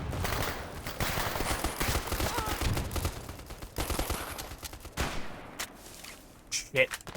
Hey, Stalker, how goes the hunting? The hunting goes because we are beset on all sides by the Ukrainian military. Oh, shit. Somehow my men are surviving a lot longer than I thought they would. Well, one of them just bought it, so I think this is it. Ah. Well, now that I'm dead, let me give you a shout out, my man. Everybody, please go check out our good friend Hexatious Vex, a longtime friend of our server, our community, and this channel. How have you been doing recently, Vex? I think it's been a while since I last saw you. I keep, like, I'm honestly kind of still in, like, what is it, like, fucking... I'm kind of still in, like, just got back from a break mode, if that makes sense. Like, even though I've been back from my break for, like, 2 weeks now, those weeks flew by so fast that I'm still like, ah, it's been a while since I saw you, even though, like, you were just there on the last stream I did, so it's like, huh? But yeah, Kirk, that's another reason I think I wasn't raiding, was because, I was gone for a month. I was on a mental health and, internet fixing break. Because I was not doing well. I was not doing well mentally, but I'm definitely doing better now. Thanks for the shout out. Of course, it's no worry. You know... There are a couple of ways I could circumvent this. I can't say I'm really too, like... Oh, hey, we get to see it happen again? This is alive. Thank you for the follow, Axon. I bet you get that a lot. It's still funny. No. Don't bother. Don't bother. See? Nature will see to it.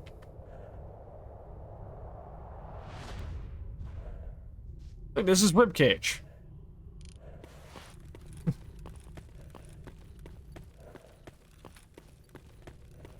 What's the fucking Paddington Frisk lyrics? Amongst the something of his ribcage, his heart still thudding as he said. I don't know. I don't listen to that song very often, but it sure is a good one. Hey, shout out to the Rat Race EP by Enter Shikari for literally being a big reason as to why I had to take a break from VTubing. Vex says, well, just got off work, so decompressing with a violently comfy stream and good company. And violently comfy does kind of sound like my aesthetic, doesn't it? It's like, here's my favorite VTuber. She's got a very soothing voice and she talks about things she likes. What's their aesthetic? Look at all the rusty metal and fucking chain link fence and shit everywhere. You love it. You ain't gonna find any other horror VTubers that look like this, I'll tell you that much. Yeah, that is me, huh? Hold up, watch this Kobe. Wow! Okay, that was a whiff. Wait. Hold up, I think my eyes are playing tricks on me. Stay the fuck here.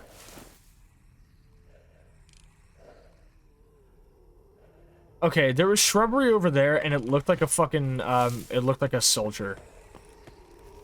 Knives says, I saw a roommate ad, and one of the welcomes was towards friendly hermits, and I was like, someone understands. Yeah, see, they get it.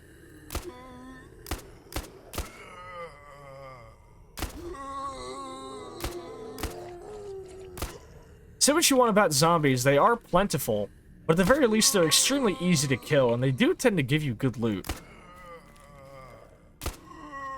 I never get low on medical supplies if zombies are nearby. Batteries.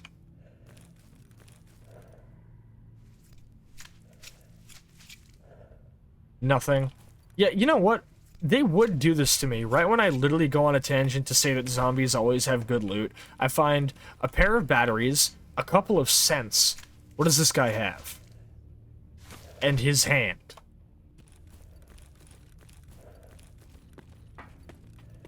Alright, considering the time that has passed since I last got here, that military squad, I don't know where they came from, but I need to keep a fucking eye out for them.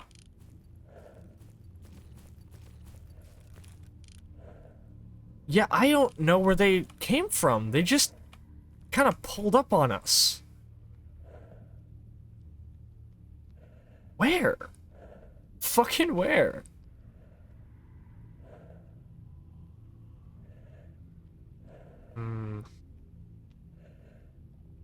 For a minute, it looked like they came from over there, but it also looked like they came from over here.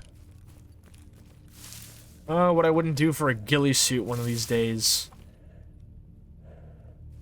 I suppose keeping to the outskirts of the map and keeping a low profile couldn't hurt.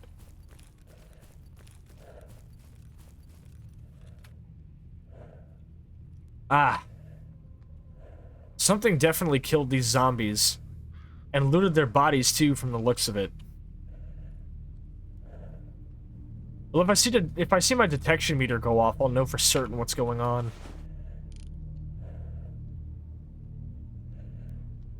God, every fucking little loose leaf getting thrown around by these gravity anomalies is annoying me the fuck out because I keep thinking it's a USS troop.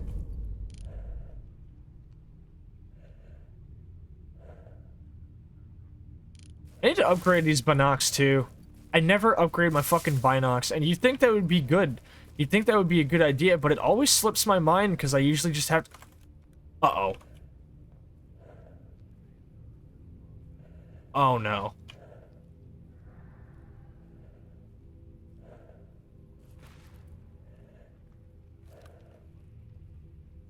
Two NPCs have approached.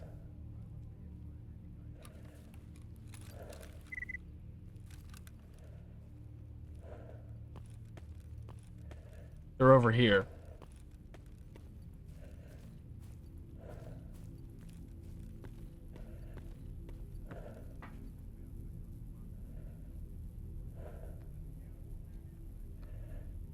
I swear to God I hear human speech. That sounded like human speech. Huh.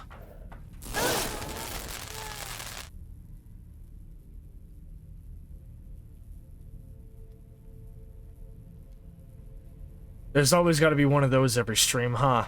How many times have I been falling into an anomaly tonight? Like, 2? Hey. And to think we were doing so well, too. How did that even happen? You know what? That little fucking zapper right by that truck always gets me. I think I've died to that thing like at least 25 times in the past year. Electrical anomalies in this game are so fucking ridiculous that 9 times out of 10, if I'm at like if I'm upgrading my armor and shit, and the choice is either like electrical anomaly or something else, I will always pick the second option no matter what it is, because no matter what you do, electrical anomalies always just one-hit kill you, and even if they don't, even if you fully spec out electrical anomaly protection, it will damage you so fucking much that you'll wish it just insta-killed you so you could have just loaded your save. Maybe playing on Iron Man will make dealing with that more appealing. But as it stands on my current run, I cannot think of anything less appealing because electrical anomalies are just fucking ridiculously powerful, dude. Like even with the fucking what a surge protector they call it, you can get yourself a little surge protector thingy. You put it on your belt and it keeps you safe from them. Because the other thing is, like, 90% of things that I tend to use to make traversing the zone a little bit easier make me even more susceptible to fucking electrical anomalies. You know? Aluminum cages and bars? Congratulations, that's metal, my dude. That's conductive. Camelbacks? That's water. That's conductive. Get fucked.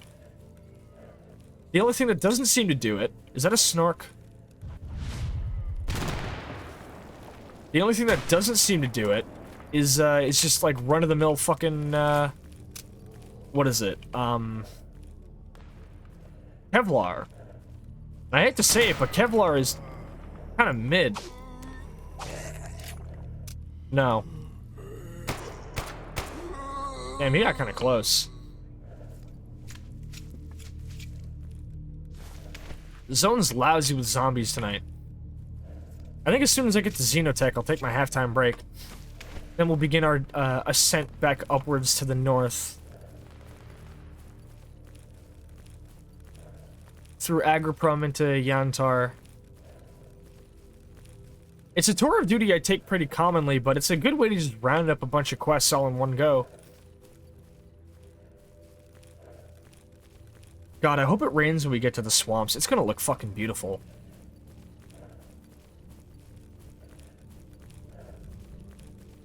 Alright, there's gonna be some more zombies over here. I did hear gunfire, though, which is exceedingly worrying to me.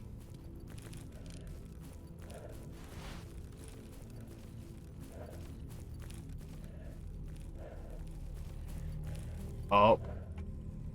What I wouldn't do for another grenade right about now. This problem practically solves itself.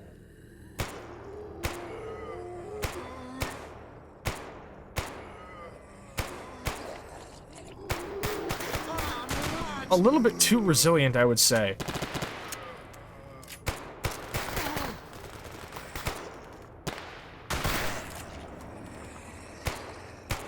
If I had some 45 caliber... Oh, no, no, no. What are you shooting at? Oh. Yep, there they are.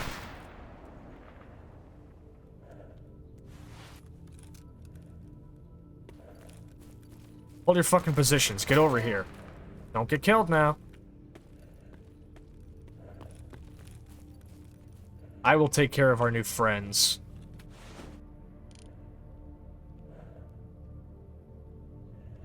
Where might they be? I saw the shots, but I can't see where they were coming from. Aha! There we are. Give me just a moment, Sergeant. I'll be right with you.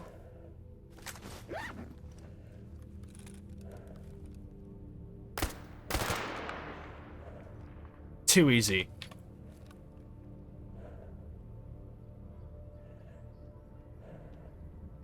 I heard human speech again.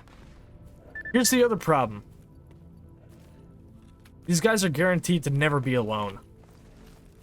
I know for a fact he's got to at least have a couple of other friends by him, but I don't know where they might be. There's the zombies they fought over there.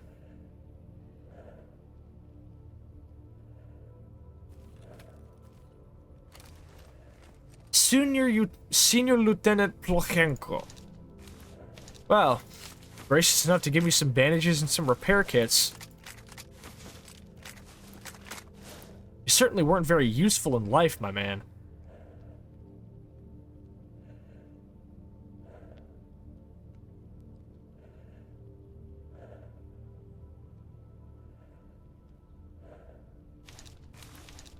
Oh well. Alright, PL-15 mags and PMM mags, I'll definitely take both of those. Put them both away and disassemble his armor. We will empty the magazines later.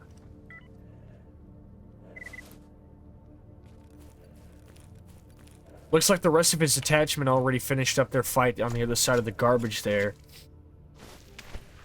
And it unfortunately seems that the loners have been beaten.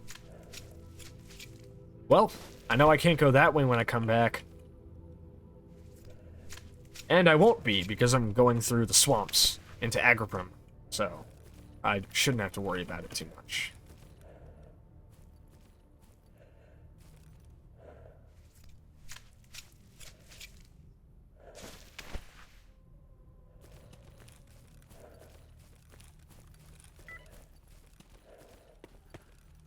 The western side is dangerous. Mutants tend to hide between the trees.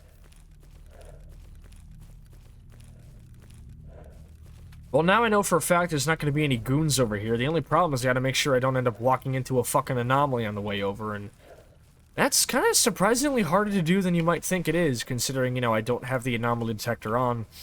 Even when I do have it on, I don't really seem to pay attention to it. There's something in my cave woman brain that just says, hey, you should walk into it. So then I just kind of do. Well, here goes. There. Alright, all I gotta do is get to the old pig farm, meet Xenotech, pass him these toolkits, tune up this helmet, get myself something much, much better for dealing with the elements. You'd be surprised how easy it is to go down if you're not wearing a helmet. For most of this playthrough, I have just been using a fucking GP5 mask. It's good for protecting against radiation, but, not a whole lot else. In fact, at this point, considering how, you know, meticulously I tend to keep up with my character's radiation dosage, I think Legionnaire's disease will get me before radiation does. Because make no mistake, Soviet GP5 filters do have asbestos in them. What a weird time for the world. Man, we gotta make sure our boys don't get killed by whatever contaminants could be in here. Take this asbestos filter. Granted, I think that was just back when they didn't know asbestos was a thing at all, because, you know, I don't think anybody did. Hell, the fucking college I went to, the music college I went to, had asbestos in it. I don't remember when it was built, but they didn't start getting rid of it until like a couple of years after I'd already been going to school there. And I was like, are you fucking kidding me, dude? You've had this place for this long, and you've gotten rid of, like, you've only just started getting rid of the asbestos that was in a room that your staff regularly used. Madness. Is all of it a raging madness? Hey, I picked up that poor son of a bitch's watch. Uh-oh. Well, what better time to get this thing back into action? At this point, it's not useful. Let him go, let him go. He's not hurting anybody.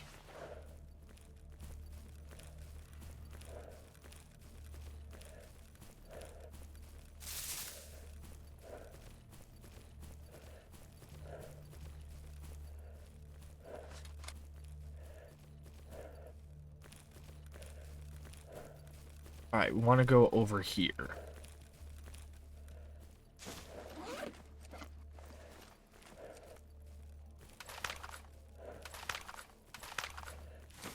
I could use a grenade at some point, too.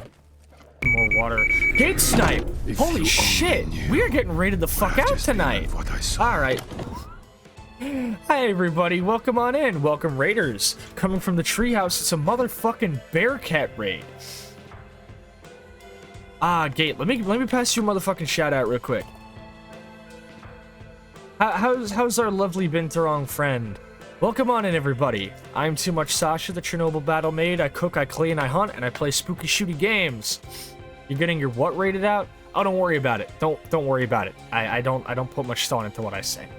But thank you so much, Gate.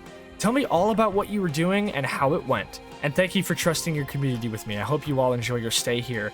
Everybody who has already been in our stream, please go give our friend Gate a follow. I love having them on whenever I do streams that are open. They're always a good friend to hang out with. 10 out of 10, homie. Gotta love them. Hello, Gwen, or as I say in France, Bon Jovi. Oh man, I remember Bon Jovi. I don't remember them very fondly, but I remember them. I've been needing to make a meme, right? You know that one like fucking scene from that one animation where it's the guy saying, "I don't care how many people the IRS sends me, I'm not paying taxes." I need to edit the text on that so it says, "I don't care how much I get into post-punk and art rock. I am not listening to you two," because that's me right now. Gate says, played more Dark Souls 2, the objectively best game of the series. Killed 5 or 6 bosses and got some areas discovered. Bravo, my homie. Despite Dark Souls 2 being my least favorite game in the series for gameplay, it is the one that I play the most, actually.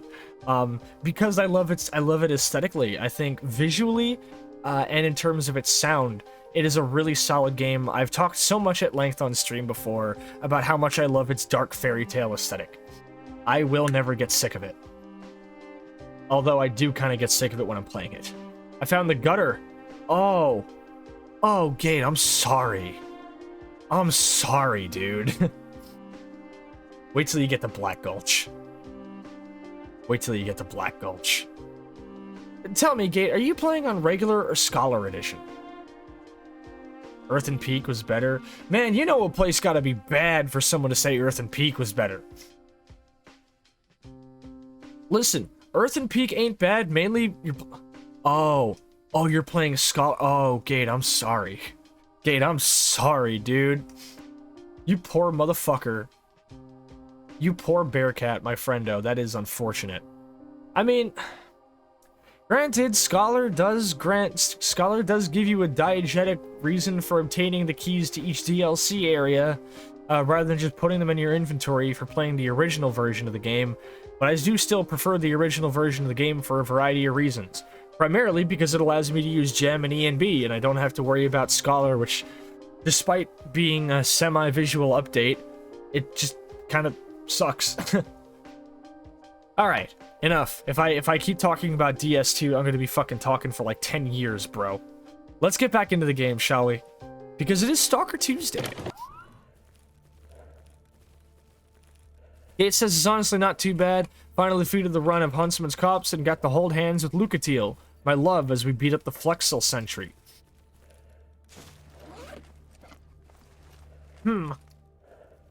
So wait. Okay, you told the events out of order then. Because you do... Because you go through fucking, the harbor or whatever to get to the Lost Bastille. So wait, did you go to Huntsman's Cops before going to the Lost Bastille? Did you kill... I killed Last Sinner before I killed Flexel Sentry. Well, technically you can do that because you... Let me think here. Right, because you could have gone to the Lost Bastille and therefore Sinner's Rise by going from Forest to Fallen Giants.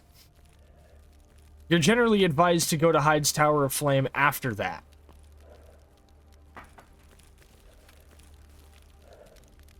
Because generally speaking, you can go either way. I go both ways anyway. And I also fucking beat the pursuer's ass six ways from Sunday every time I see him. And make no mistake, you do see that motherfucker a lot whenever you go to the Lost Bastille in Scholar.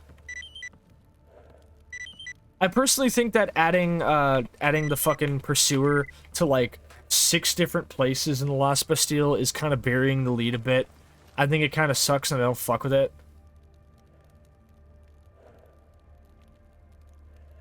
Alright, we got a brand new helmet. Let's sell this fucking GP5 then.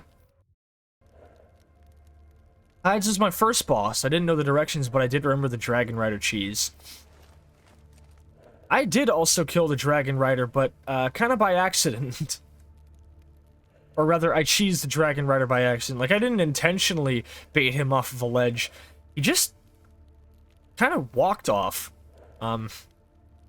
Which I suppose is kind of on brand for the old Dragon Rider. But still funny whenever it happens. We've got us a brand new helmet then. The Sphere M12 will treat us very good for most of our run. Interceptor body armor. Do you sell any sniper rifles? You sell a non-BAS SVD for a grand total of 54,000 rubles. You know, I should have brought my fucking SVD with me here. And I'll bet I could have gotten old Xenotech to repair it for a decent price after handing him all those repair kits, or those tool kits. There are apparently levers to make the arena bigger to fight Dragon Rider in. Well, yeah, you encounter one of those levers right when you actually see Dragon Rider's arena. Like, just like a couple of paces from the first bonfire in Hyde's Tower. You walk up to that ledge and there's an old knight standing right near it. You kill him, and then if you approach the ledge to go look at the Dragon Rider's arena across the ocean, the little lever pops up and you can pull it to make the arena bigger. Which you generally don't really need to do unless you suck. I always did it for most of my runs because I was afraid of falling over the edge, like an idiot. Looking good on everything else. I think it's time I take my leave. You know what? Let me upgrade my binocs, actually. Let me upgrade my binocs while I'm here.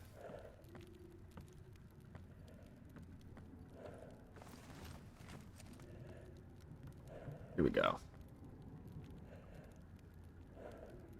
We'll spend a little bit of money on this. Decrease the weight. Yes, I was definitely dying to decrease the weight of binoculars that only cost fucking 1 kilogram.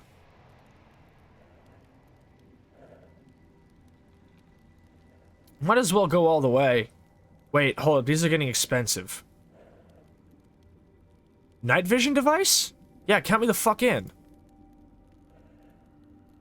Oh, we spent most of our budget already. We went from like 70,000 up to 100,000. Now we're back up to almost 60,000. But I did finally fully upgrade my binocs, mostly because it's cheap to do.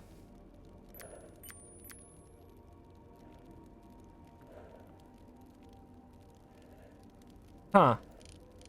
The night vision device does help a little bit, I suppose. Of course, because this is Anomaly, there's no target acquisition module in these. So it doesn't tell you who's who.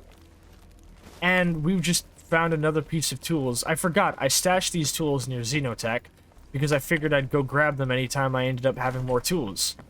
But we don't need them because I'd already brought more tools from home. Ah, fuck. Nothing in this game makes any fucking sense anymore. Let me fucking take a swig and then I'm gonna get up and get a, you know, take my break. It's cat dinner time. No worries, we will be here. I am actually about to take my halftime break, so it is a good thing for you to get up and go feed your cats, my homie. Because I am going to get up and get myself some more water. Let me quick save for good measure.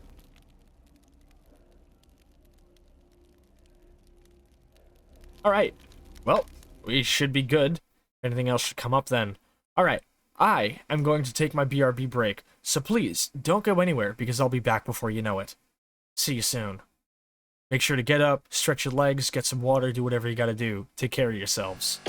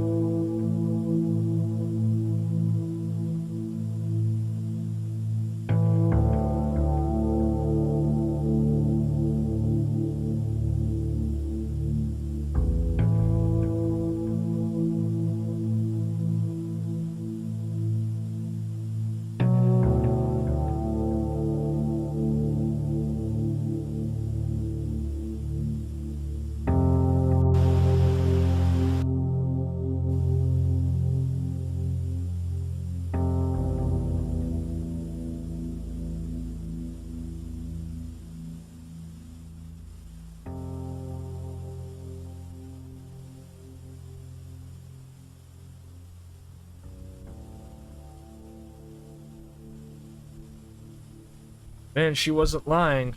Those T-blockers can fuck with my energy. Hello, I'm back. Good evening, my good friends, my wonderful, wonderful friends. I hope you're all having a good time tonight. Let me bring us back to the bar and then... Wow. Alright. I see you having a dance party over there, Vex. You have no idea how much I miss seeing those when I was out. But it's seeming to be an eventful night. I'm feeling pretty good. My energy's pretty good. I guess once we head on down to the Great Swamps, finish our excursion there, and then come back up to the north for our usual finale of the run. After that, we'll see what else we're gonna be doing. But I presume we'll probably raid out after that point. But thank you guys so much as well for all of the raids. It's really wonderful to be, you know, seeing so many people want to come on down and say hi. Love you guys, love all of you, every single one of you. You are, each and every one of you, are a force for brightness in countless lives, mine included, most importantly. But yeah. So let's get back to it then, shall we? I think we're all ready for some more stalking. I think. Ah, right when Fever Chill's coming on to you. What a good song. I'll tell you what. I remembered, funnily enough, something that ended up being a pretty good way to keep my spirits high and not have me downing myself so much. Because I found when I went to work all the time listening to like Screamo and post-hardcore and shit, I was feeling like, just like shit. Kept feeling like I wanted to send messages to my friends and double check on them and all that. And I'm like, I've got an idea. How about I do what I, haven't done in a very long time? I clock into work and I just listen to some hip-hop. I clock into work, I put on some Gang Starr albums, and I just vibe. And you know what? I had a great time. Fucking schmooving up and down the aisles, boogieing it down, fucking going wild, having a great time, rapping along to the lyrics. And I'm like, man, you'd be surprised how much of an antidepressant, like, 90s hip-hop is. And now I understand what Soupy was saying when he said nothing made me feel closer to home than ready to die through my headphones. Oh, pigs. Alright, well this is why God invented 12 gauge.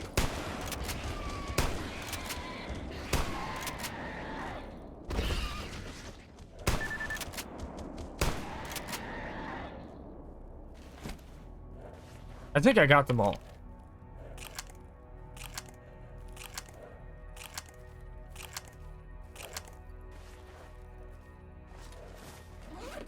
She wasn't lying. That 12 gauge can tear through my flesh.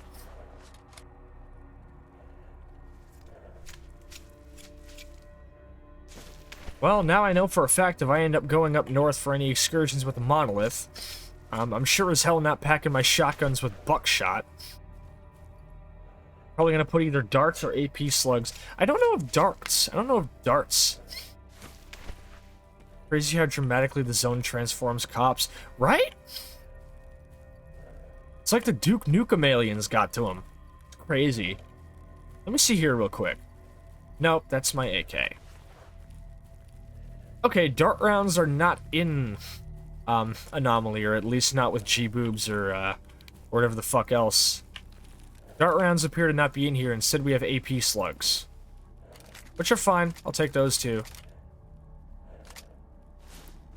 Would you idiots mind telling me where the fuck you're going, by the way? Somebody will pay top dollar for these, by the way. Okay, that's it. You guys are getting a little bit too ambitious. Where are you going?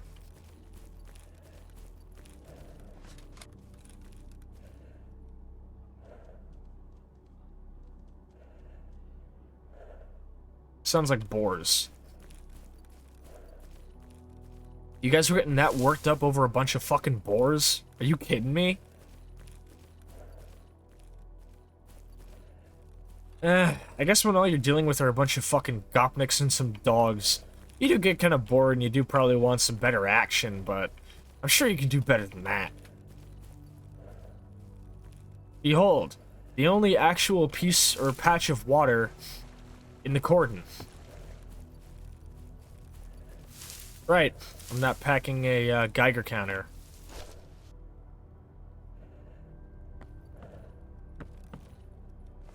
I was hoping maybe somebody would put some more shit in there. That's okay. The Cordon's beautiful this time of day. Hey, what happened to that guy I had to kill? That's a job for barkeep, so I'll take care of him. We might as well get it done now. No, actually, I want to save. I want to save, so I'll go get that done first. Alright.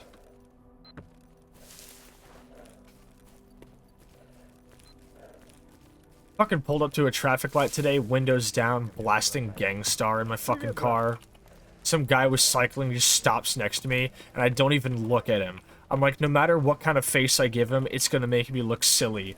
Because I'm like a white kid with long hair, listening to fucking hip-hop really loud in a suburban area. I just have to pretend I don't see this guy. What do you mean enemies are nearby? What fucking enemies? Вот дерьмо-то, а. Fuck's День sake. коту под хвост катится. Ни хабара, I might ни as well такого dump these припадка. mags while I'm here.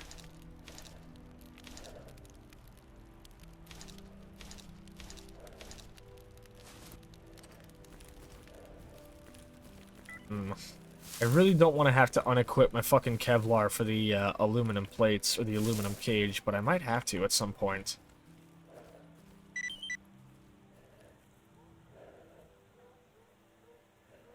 I don't really want to do any quests that'll add more guys to my group, because that means I have to, like, bring them back here. And I don't know, I just don't fuck with it. Can you sell me a sniper rifle, old Sid?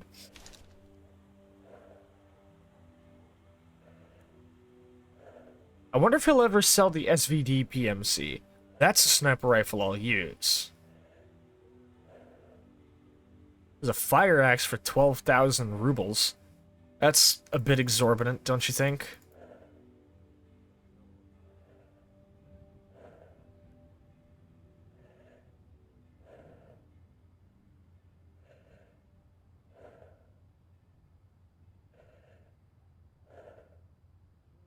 Братан, ты не врубаешься?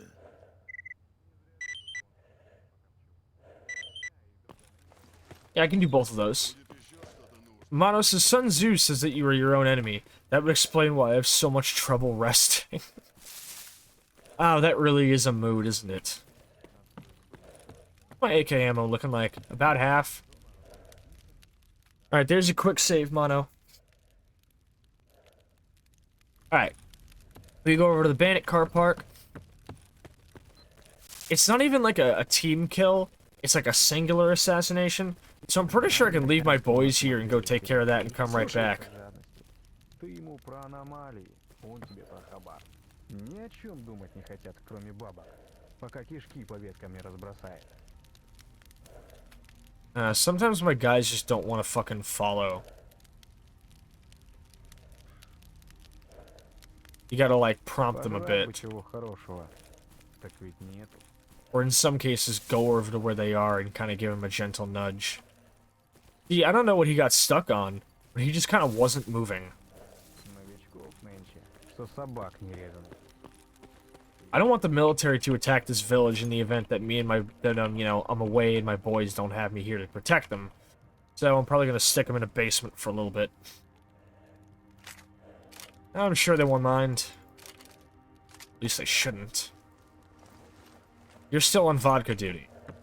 That's a lot of vodka. I'm gonna be getting some big fucking ammo after this one, I can tell. Alright. Let's go clop somebody. What I wouldn't do for a suppressor on this AK. That's a later on thing, I feel.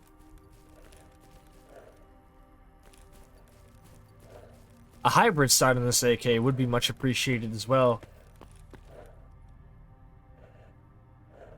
What's aggroing me right now?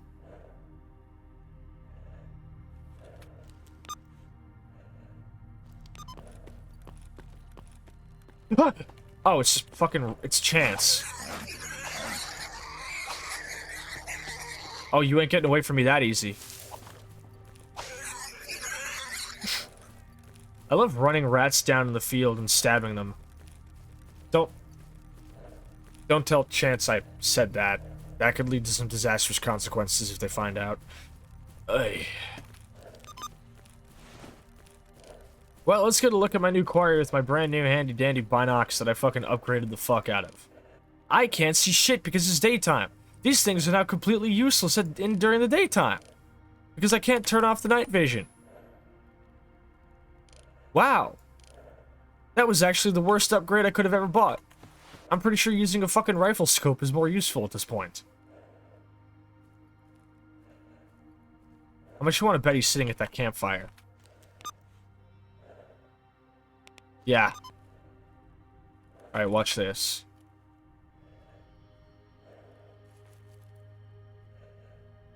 I see you.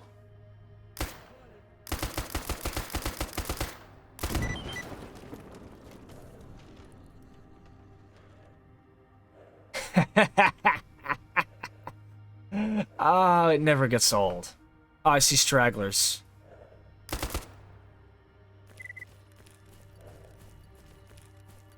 There's nothing I hate more than survivors. You hear that? That's the sound of a ragdoll clipping rapidly because I killed him so hard he's stuck in the environment.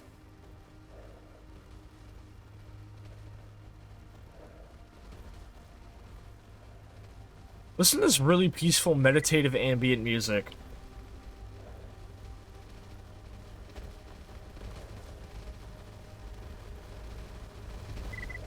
Up.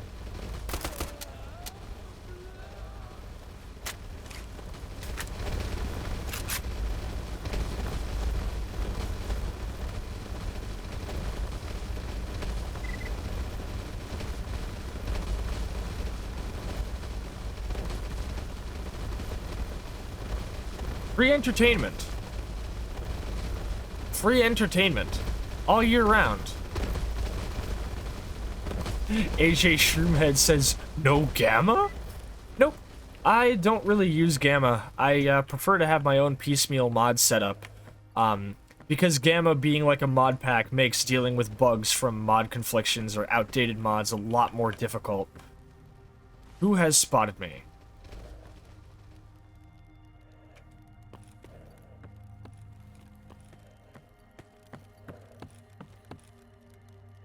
Welcome on in, by the way, AJ. I hope you enjoy your stay here.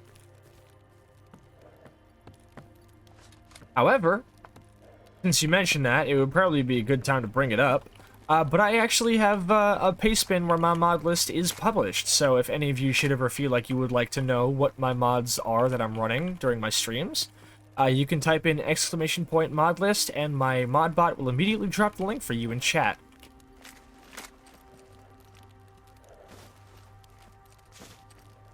There was a lot more than just one guy.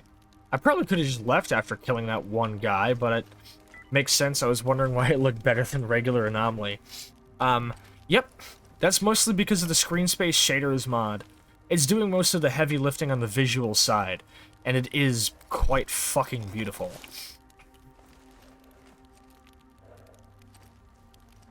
Big, massive love to Manuel or ASCII for making the fucking screen space shaders mod. Every little inclusion in that mod is always something I look forward to seeing. It's genuinely incredible.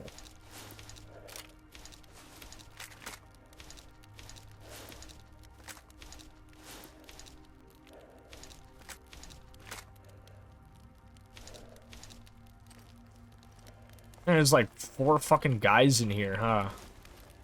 I like that I caught that guy trying to fucking, I caught that guy trying to pull up. Trying to loot his boys. I just saw him through the crack of the door. Gates says I got up and moved from the mental drain of doing the runs in Huntsman's Cops, Earth and Peak, and the couple test runs in the gutter hit at once. Oh, I got up and moved. And the mental drain from doing the runs and a couple test runs finally hit at once. Yeah, I can fucking imagine. You've been working your ass off out there, Gate. Get yourself some rest, homie. Good fucking heavens. You are braver than I. Yeah, how many corpses are these? 1, 2, 3, 4, 5. 5 bandits all hanging out around a campfire. That's more bandits than I ever really see in like 90% of places at one point. And another shotgun repair kit. Well, it's a shame I ended up, you know, fucking personally bankrolling the repair of this old 870. No rest for me. I ain't heard the Pokemon sleep notification go off. Good fucking God, Gate. You are something else, you know that. And I mean that in... Hold up.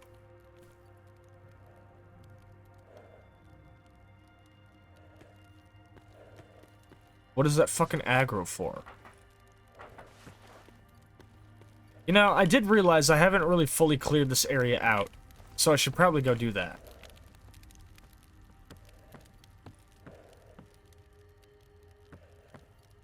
Because I don't know what the fuck is aggroing me when I walk outside. I don't like it.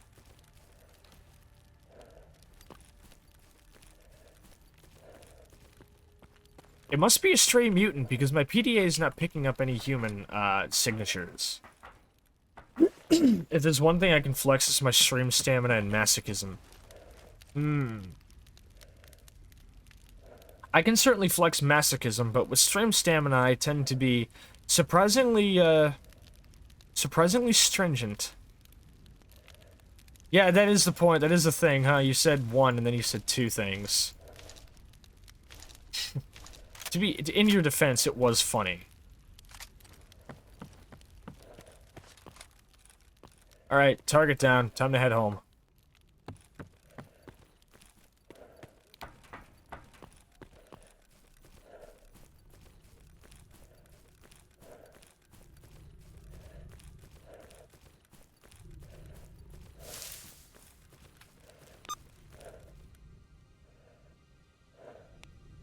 Huh. There's mutants to kill over there. I'll just get those done before I even head over to the Great... Oh, they're right near the Great Swamps. I'll kill them and then quickly head back and then deal with the swamps.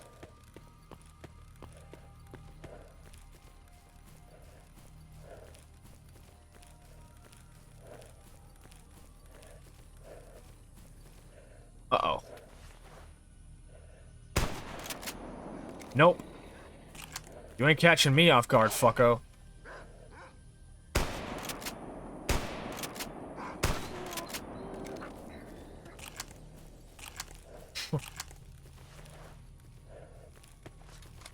Pump one, dogs nothing. That's kind of dark, actually, huh? At least my AK is full. Because I did nail that bandit through the door with, like, the last round in the fucking mag. Hats off to me, I guess. I guess I'm just really efficient. Be efficient. I have a plan to kill everyone you meet. Don't worry, especially in the zone. I already know that pretty well, don't I? What's your name here? Привет, брат. Team of Blighter. I'm proud of myself. I haven't needed to use a bandage once in this entire fucking incursion thus far. I'm being really efficient, huh? Слушай тебе. I like that I just refer to my squad as my boys, or the boys. I guess it's just, you know, what I do, huh?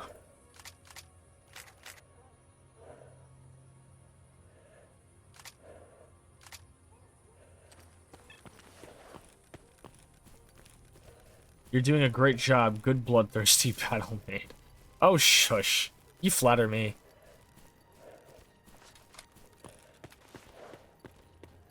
Alright. Gagdilla, Stalker. CZ52s, running high powers, PMs.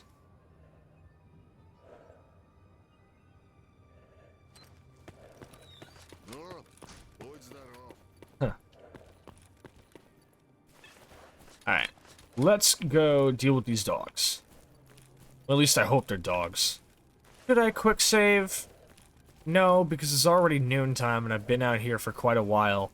I don't want to skip time ahead any further.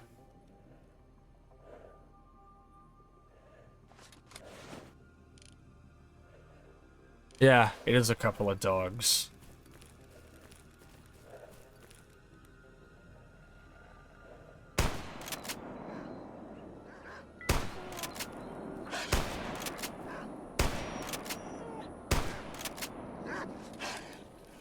No, no, come closer, try it.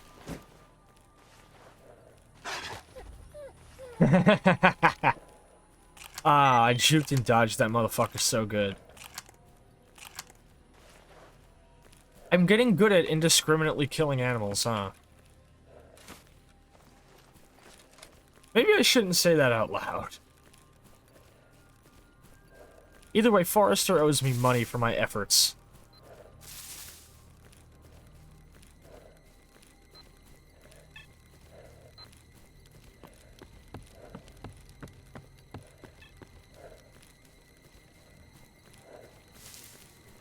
Hey up. Thank you. Alright. Off to the Great Swamp. From there, Agriprum, then Yantar, then the bar. And then another tour of duty in the zone complete. I am doing surprisingly well, I feel. I'll be honest, I'm not even really bothering to skin these dogs because they don't really offer much of use to me.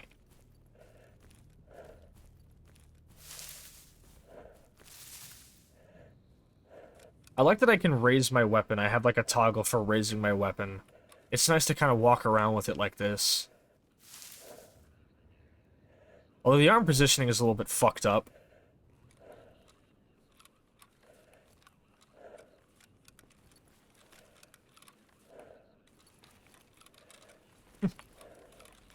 Used to watch Halo music videos for Soldier Boy that used to look like that.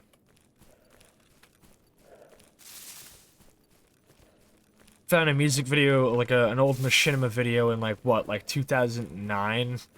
Of a bunch of guys playing Halo 3 and bobbing up and down to the tune of fucking Soldier Boy Cranked At. And I told my parents about it, and they all got really upset that I was just consuming or like viewing any type of media in relation to M-rated video games when I was like still like just about to go into middle school. It's kind of ridiculous, honestly. I like majorly bad helicopter parents when it came to video games as a kid. It was funny though.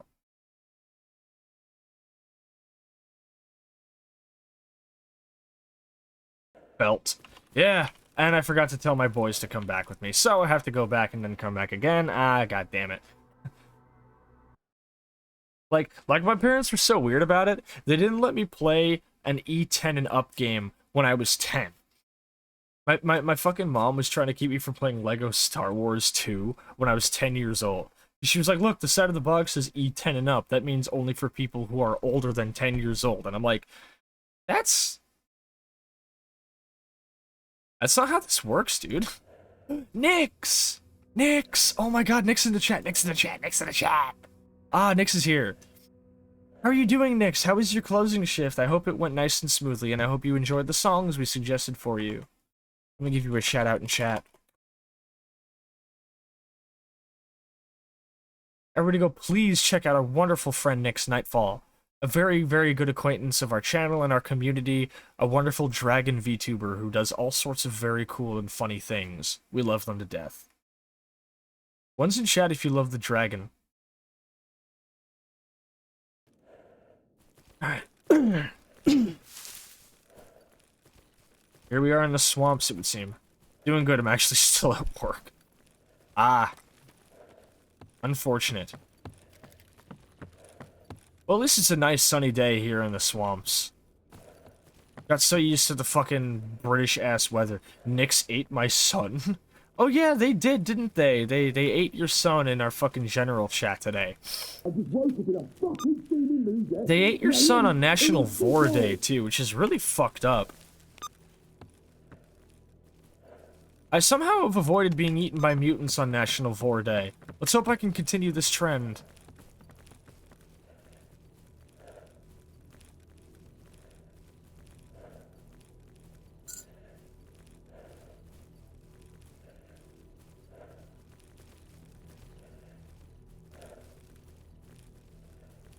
I'll do it again. Don't you fucking dare. Don't you fucking dare.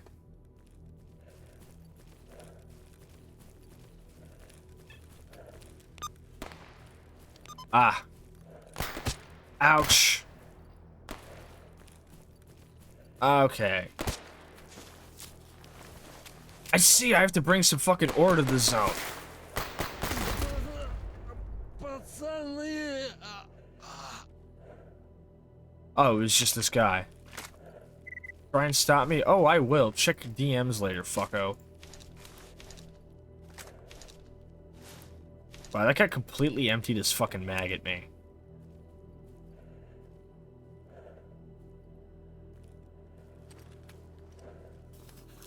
Bet. You should not be saying that.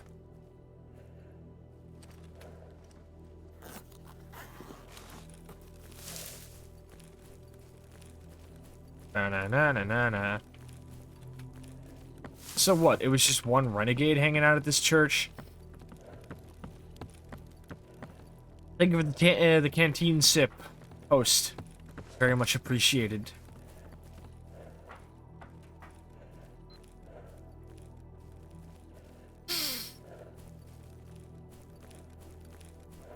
I always hate going through that church.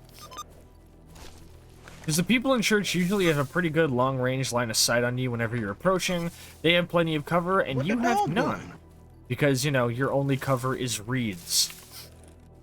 By the way, seeing the reeds actually react to me walking through them is so fucking cool.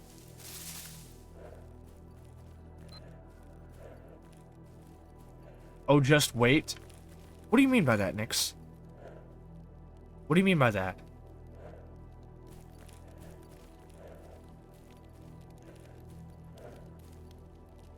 Cocktail a stalker. You won't talk to me.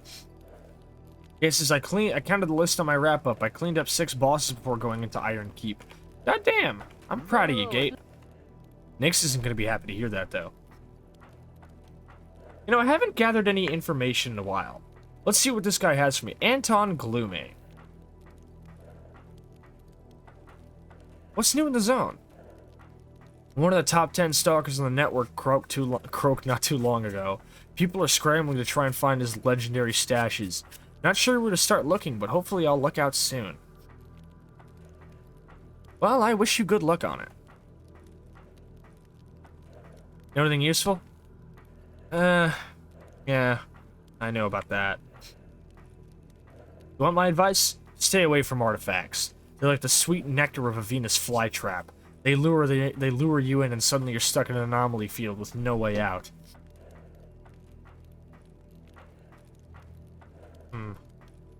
Yeah, you are kind of living up to your name here, Anton. Oh well. Nix can suck an egg. That's not the only thing that can suck.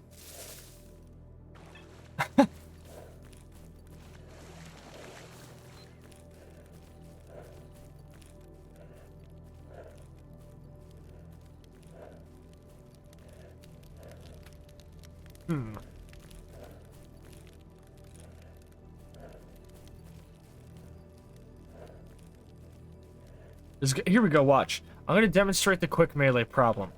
So, you see how I do this, and it usually allows me to hurt mutants or damage people?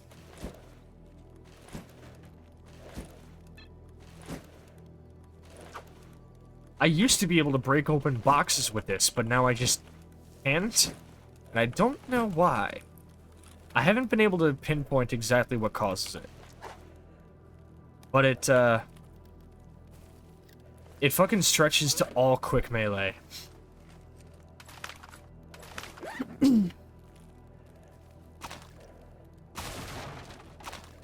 The boxes always break so violently.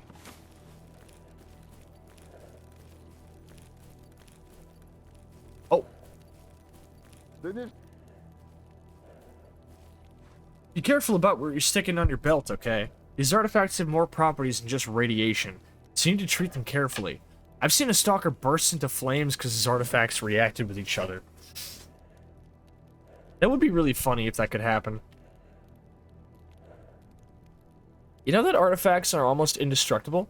Sometimes it's better to shoot at the artifact to make it jump out of the anomaly instead of just being sucked directly into it.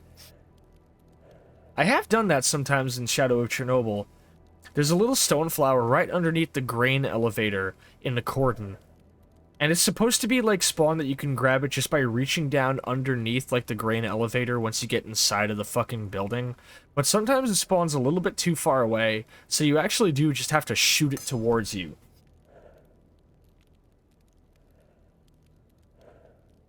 Ever met a guy who stood outside during an mission? Of course you hadn't. Right. And you thought this would you thought this would be useful to me. Why?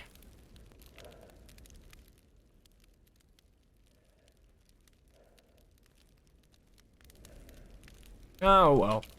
Let's get moving, shall we? We've work to do. There's a mutant out here, and he has a tracking device on him. Find him, kill him, bring the tracking device to the scientist, easy clap. It's weird playing fucking Anomaly without my RZ's rad overhaul. You know, and now that I have, like, decent protection, I can basically wade through the waters of the swamps without having to worry.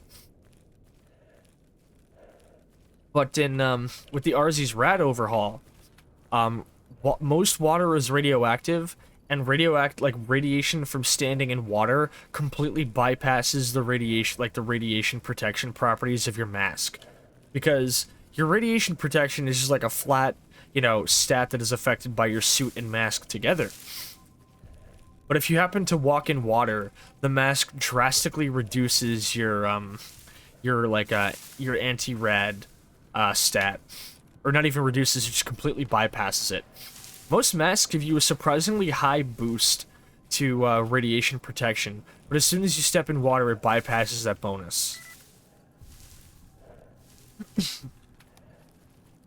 Is it just me, or is it moving?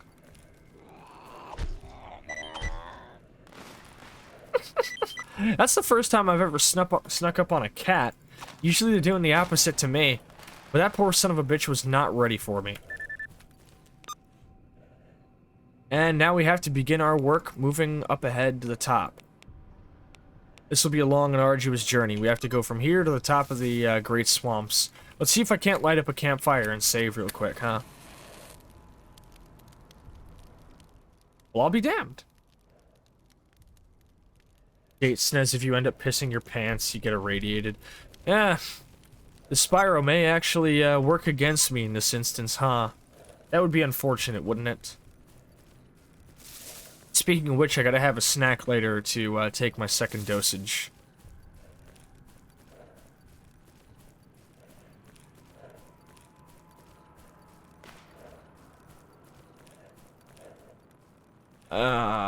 Where are we going?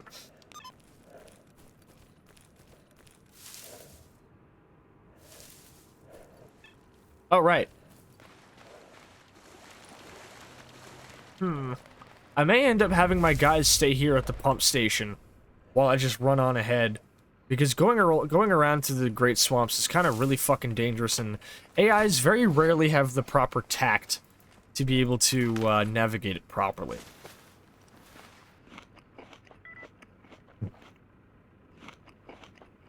Some mutants getting a little close for comfort, I see.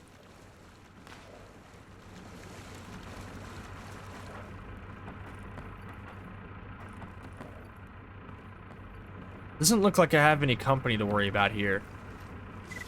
That's good. Here's where they shit. Honestly, this pump station, not one of the worst places to live out in the zone. It's actually kind of comfy here. I like the little housing on the bunks here. I mean, the big thing is, you know, the rumbling of the generator here.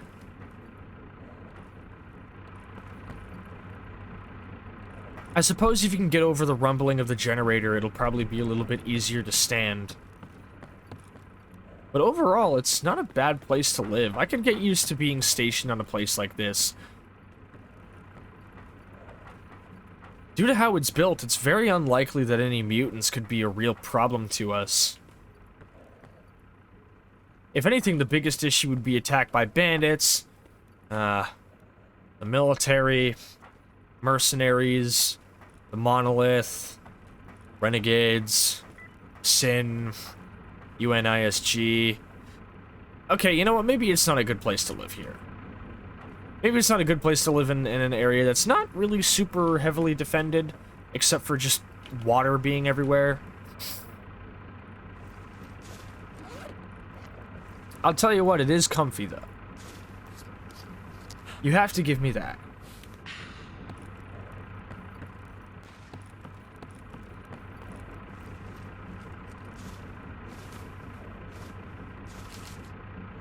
Here, please take these old porno mags. I have no interest in keeping them, thank you.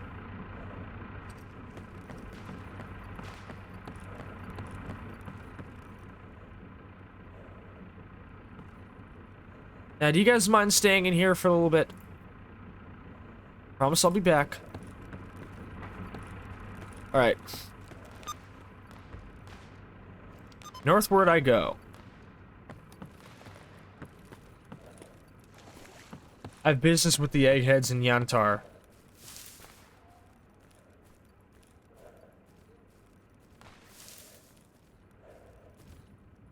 I like that most of the grass here just looks like the big reeds, but they've been trampled and they're deadened. It's a very nice touch. Okay, so red on my compass over there means north, I imagine.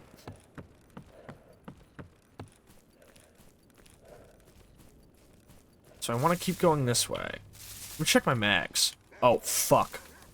Okay. No, do not mag switch, please.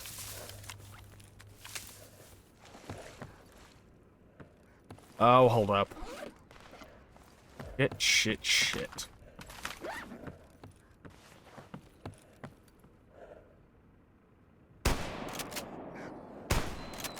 Alright, at least I've got them on a choke point. Damn, even the dogs clip through the environment, huh? That's new to me. You know what would be really fucked up? If an emission started happening, like, right about now.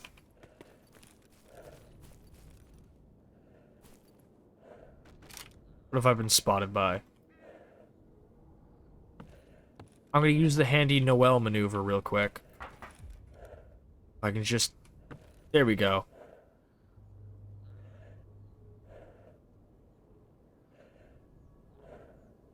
What a beautiful fucking day, by the way. Can we just take it in?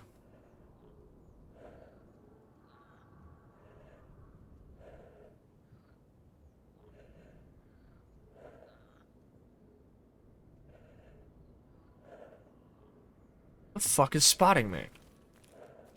I'm sure it's of little consequence. Oh man, I'm Skinny Pete. Ah, apparently Skinny Pete has spotted me. Is that Skinny Pete? Sidorovich, it's Leshka Thief. We're moving east in Darkscape because we're being shadowed by some sort of mutant pack. Boars, maybe. We're not equipped to handle this many. What should we do? Well, first off, you should figure out how to dislocate your arm because it is currently clipping so hard through the environment that it now no longer has a shoulder.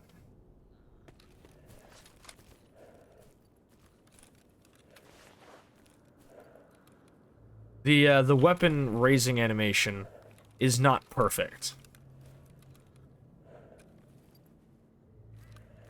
Anti-ghost limb syndrome. Jesus Christ, Kate, don't say that.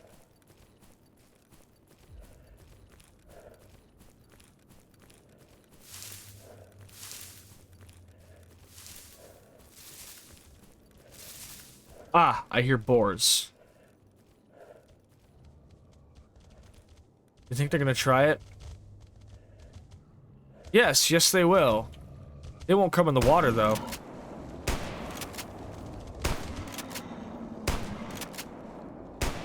Man, being able to walk inside of the fucking swatter, inside of the water in the Great Swamps does kind of break the difficulty in dealing with the mutants. I'm glad I didn't bring the boys with me here, though. They would have been fucked.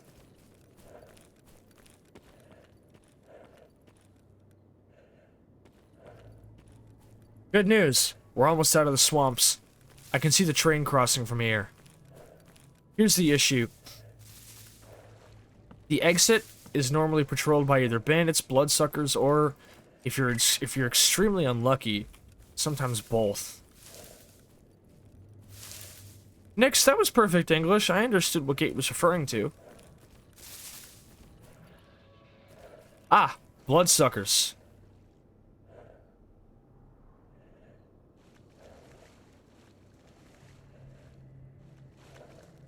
Let's see.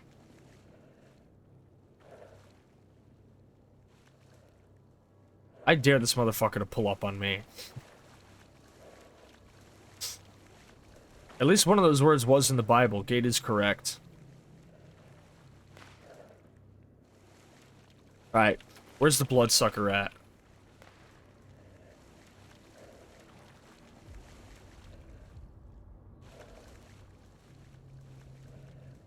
Hold up.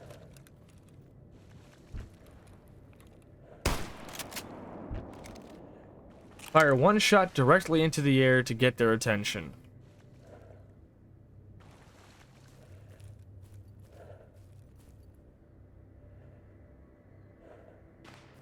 He keeps seeing me and not seeing me. Psych.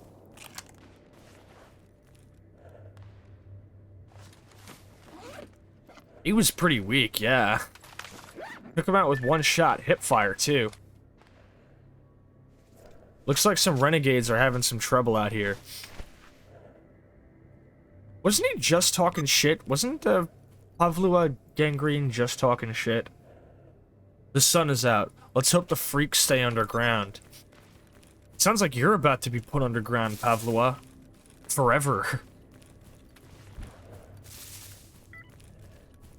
The bloodsucker skin will make some good protection, and the meat will make some good goulash. I look forward to it.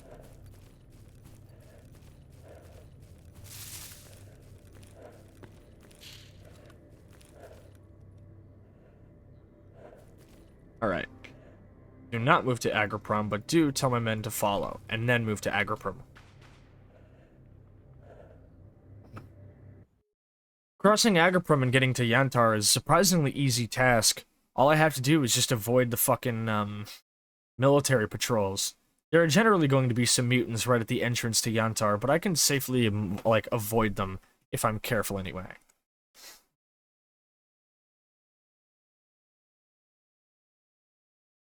Tactical Nightmare is my middle name, anyway. Bloodsucker mate.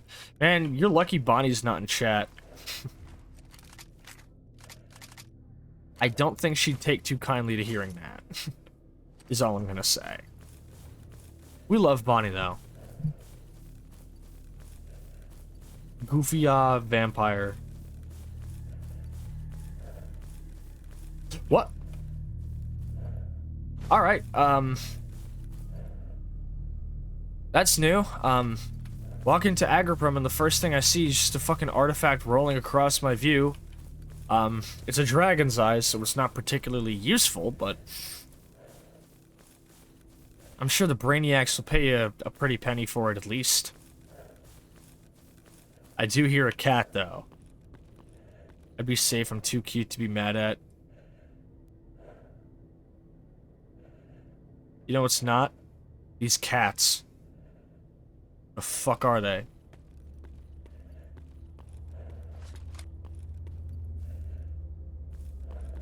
Sending you to space via my boot.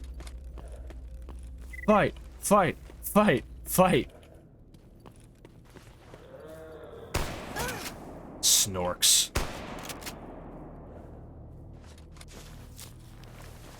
The only creature in the zone that I can say I truly hate. Remember when I was gloating about not using that many bandages? I've used 2 in the span of 20 minutes. A worrying progression. Let's just get to Yantar and forget any of this ever happened, shall we? How do you crash this fucking truck into a tree like that?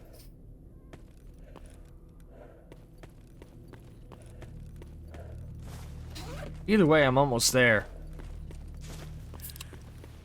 Let me gulp some liquid crack.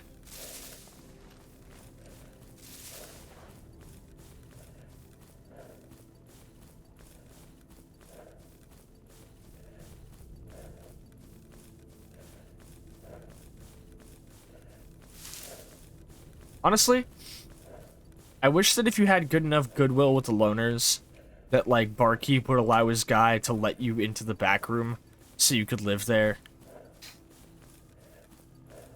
So you wouldn't have to keep living out the fucking lodging house, you know, near the barracks like every other common dutier. That would have been nice. Because in Autumn Aurora, they let you back there. Fleshes. You want? No, not the back rooms gate. The back area is at the bar. It's where I live, canonically, I'll have you know.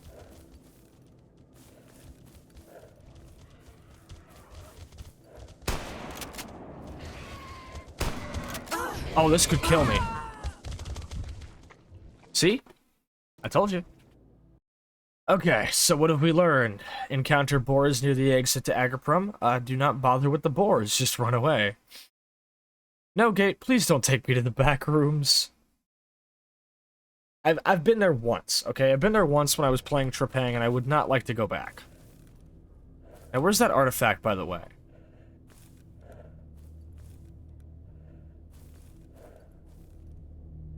It's not gonna show up again, is it?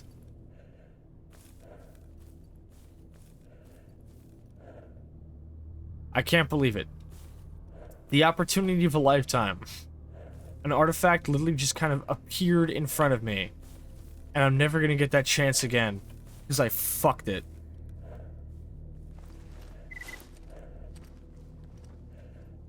Where could it have come from? I didn't have my detector out. Very rarely do I ever see artifacts just kind of appear like that. Oh! Oh! We still got it! We still got it! We still got it! We still got it! Dragon's Eye. This artifact is mostly formed in fiery anomalies and has the appearance of a reptilian's eye.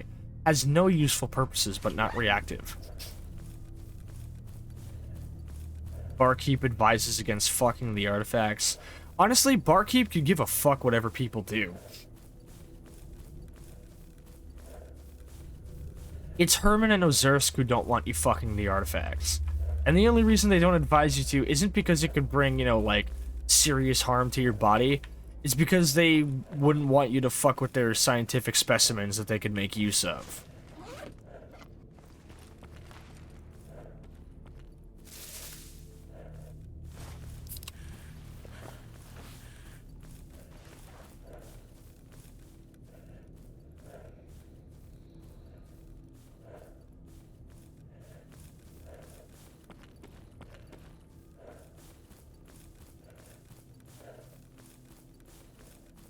I'll give them a specimen to make use of.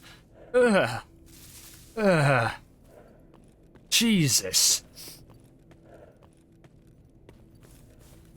I think that breaks the record for the most vile thing you've said tonight, Gate. I'll give you credit, though. It was funny.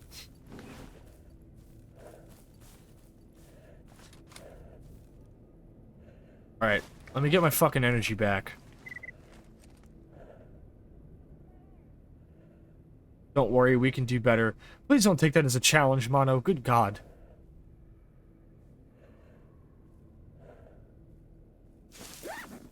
Alright, here goes. Operation Outrun a Bunch of Giant Pigs begins now.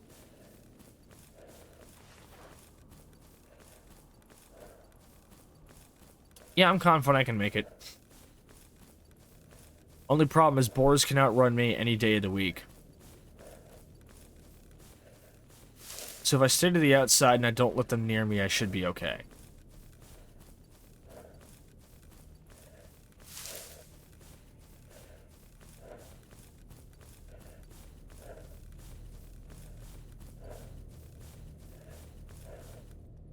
We did it! We did it. We're in Yantar. Alright. Gate says I can do a really awful one, but I don't want to be banned. I mean... It takes a lot for me to ban you when it comes to making me uncomfortable. Let's think about let me think back on reasons I've banned people. One of them was talking too much about guns in my chat and saying that Black Lives Matter were, quote, a corrupt movement. There was that one motherfucker who was playing the Harry Potter game, so I banned her. There was that one friend of mine who, said something extremely disgusting about a Genshin Impact character, that also was technically a suicide joke. It was probably one of the most vile things I've ever seen in my chat, prompting me to literally have to, like, personally message this person and say, hey, don't fucking do that.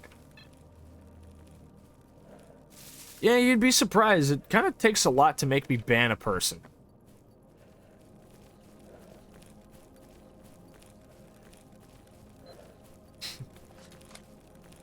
Alright, we arrive at the cusp. Also, I realized I forgot to buy vodka off of, Sid. So we are not coming here with as much vodka as I would have liked to have. However, we do still have lots of vodka. Yeah, they are pretty fucking bad. I'll tell you what. I hate Nancy.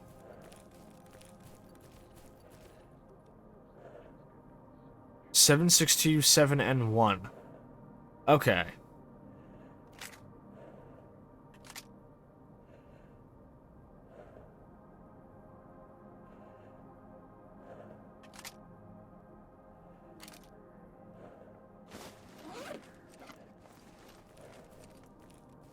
Alright. I got like a good 10 mags, so I can, in fact. Comes to the territory of streaming. Such is life. С чем пожаловали в мою скромную лабораторию?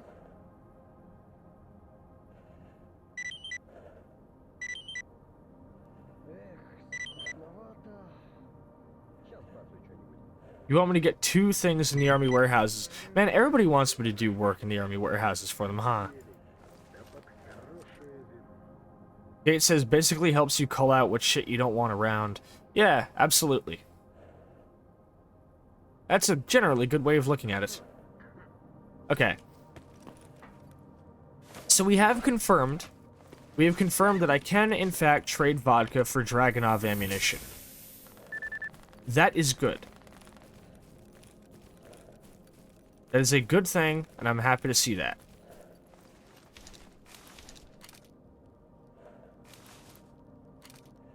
I love when the park at night plays. I've gone for a walk at night actually listening to it. It's a very, very good song for that.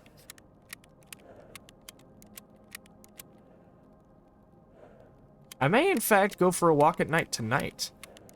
Also, I need to go give this artifact to our dear Professor Sakharov. Wonder if I can tell him to give my good word to Herman and Ozersk while I'm here. I very might well. Reload.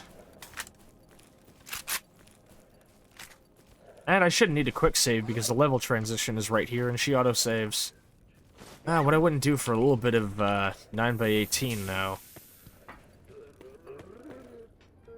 But Chef only gives me 9x18. I can't say I'm particularly interested in. Приветствую на нашей научной базе. Only 6,000 rubles, you fucking rip me off, man. And he wants 15,000 for a fucking night vision goggles set? Get out of my face, dude. You're embarrassing me. Alright, how much ammo in my shotgun? We should be full.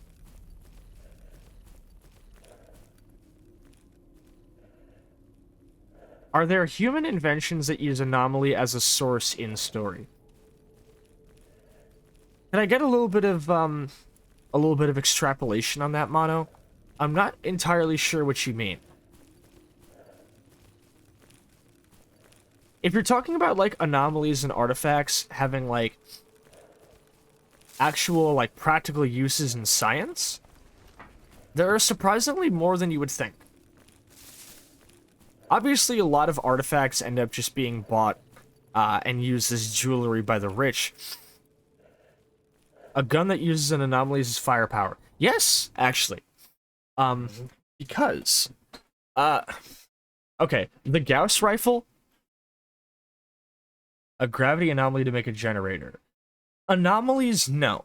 I don't think anomalies have ever been harnessed for like human invention or science within the Stalker universe. Anomalies, no. But artifacts, yes. The Gauss rifle, I don't know if you ever picked up the Gauss rifle in your Shadow of Chernobyl run, Mono. It's a little bit difficult to find. But worry not, because you can find it in all games, and it is just as good as it looks. The Gauss rifle utilizes the flash artifact. I don't know if it tells you that in Shadow of Chernobyl documents, but I know it tells you this in Call of Pripyat when you eventually get to it. But the Gauss rifle does utilize the flash artifact as its like method of delivering its payload. So there are people do use artifacts. People use artifacts for modern science, whether it's like medical equipment or weaponry, but nobody has utilized anomalies. Mainly because anomalies are simply just not really possible to fucking harness or make use of like you can with an artifact.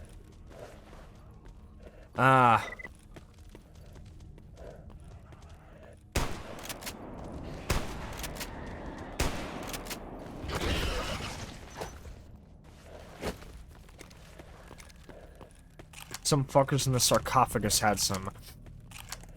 Yes, I remember they do. It is quite a rude awakening to be just dealing with a bunch of monolith fucks, which are already kind of a nuisance to deal with. And then, of course, you know, you have the railgunners. It's like bottled lightning. Sure, it's technically possible under the absolute right conditions, but you've most likely died doing so. Yeah, exactly. I'm just not entirely sure what a person would utilize them for. Like, a gravity anomaly for a generator seems at least a little bit practical.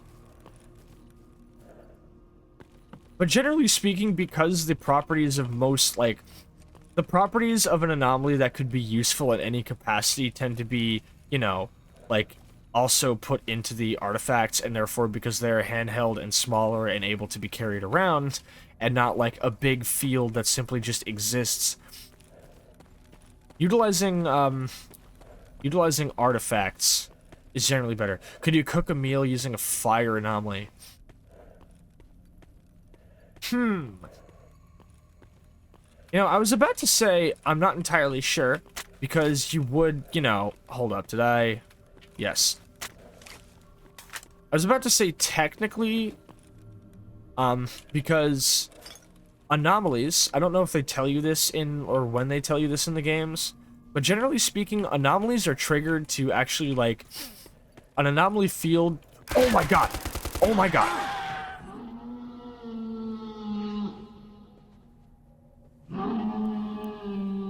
Okay.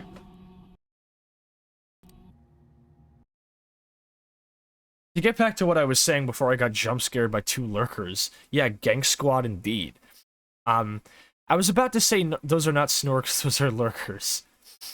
I was about to say that, well, technically you can't because you couldn't trigger an anomaly without touching it, but anomalies are triggered to actually, like, be set off by iron. There's iron in the human blood, which is why they get set off by humans walking into them. And there's also iron in these bolts, which is why bolts set them off. By the way, here's a good opportunity for me to show some of our newer viewers what the Screen Space Shaders mod makes it look like whenever these things go off.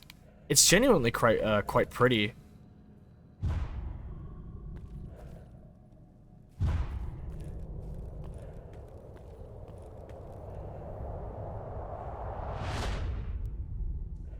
Doesn't that look cool? Isn't that so fucking cool? It's genuinely beautiful, I love it. But yeah, so because there's iron and blood, and most mutants do in fact have blood, and I know this because mutants fall into anomalies all the time.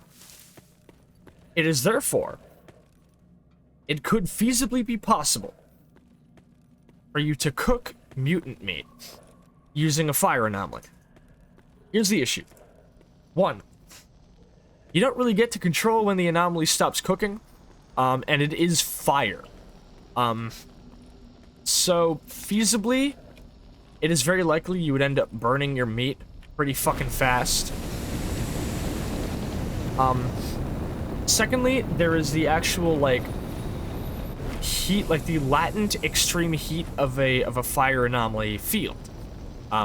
Obviously this... Oh my god, what a fucking idiot.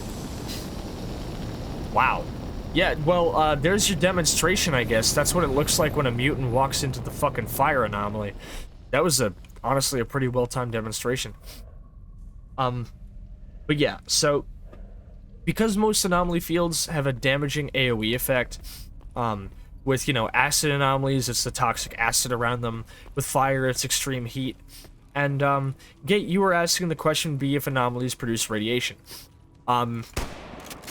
Gravitational and electrical anomaly fields do produce quite a bit of radiation. So there's your question answered.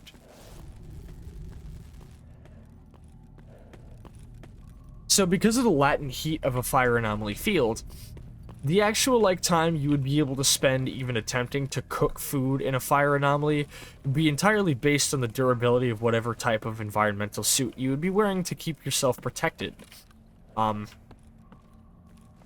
If I put a wok over a fire anomaly, I could make a nice soup. Well, here's the thing.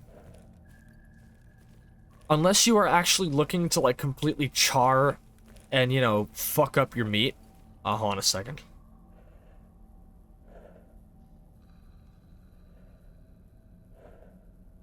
Unless you were looking to completely char and fuck up your meat, I feel like simply placing it on some sort of, like, baking sheet and broiling it with the latent, hold up. With the latent heat of a fire anomaly field is a better idea. Wow, lurkers are kind of fucking weak. Oh, you know why? It's because I'm using buckshot.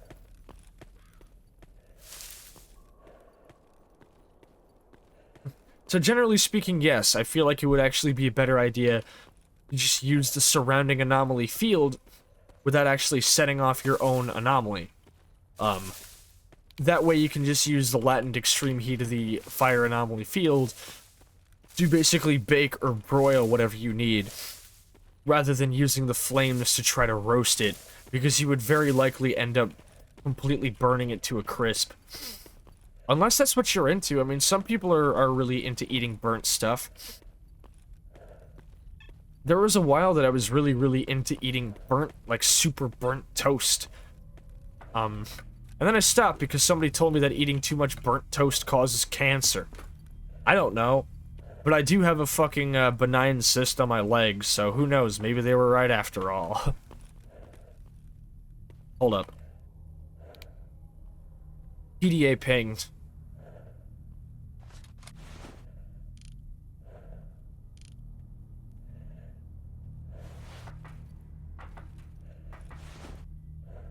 Who goes there? A little char is nice, but burnt food is carcinogenic. I see. Gate says I'll remember this for Friday night. What's happening Friday night?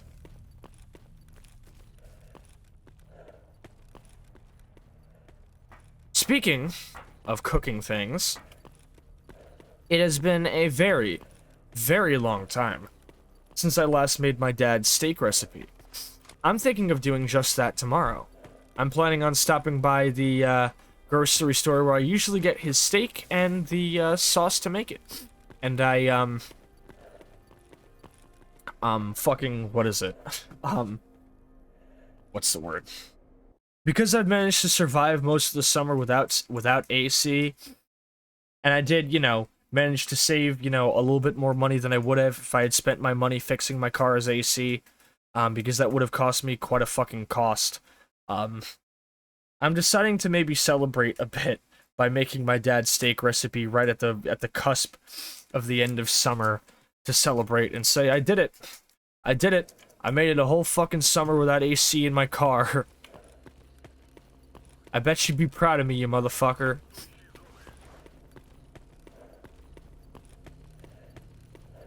Granted, I wouldn't have done this if I could have chosen not to, but I just genuinely couldn't afford to get it done.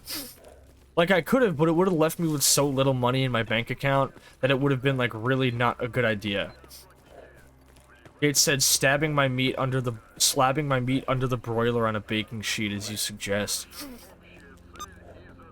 I mean, it genuinely kind of depends on what type of meat and recipe you're you know, looking to cook, and what kind of cut of meat it is, but broiling can be very, very good for meat.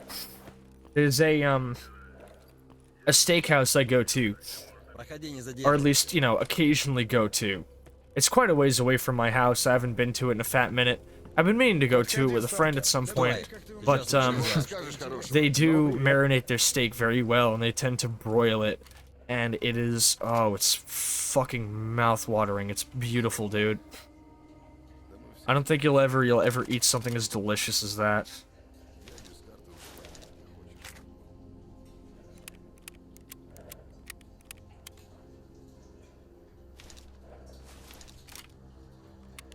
Are all of my mags good? Alright, let's load some more mags and I'll be okay.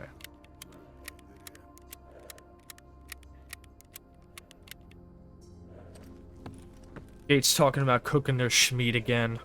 I see. Alright, I'll put it away. You can put your gun away now, dude.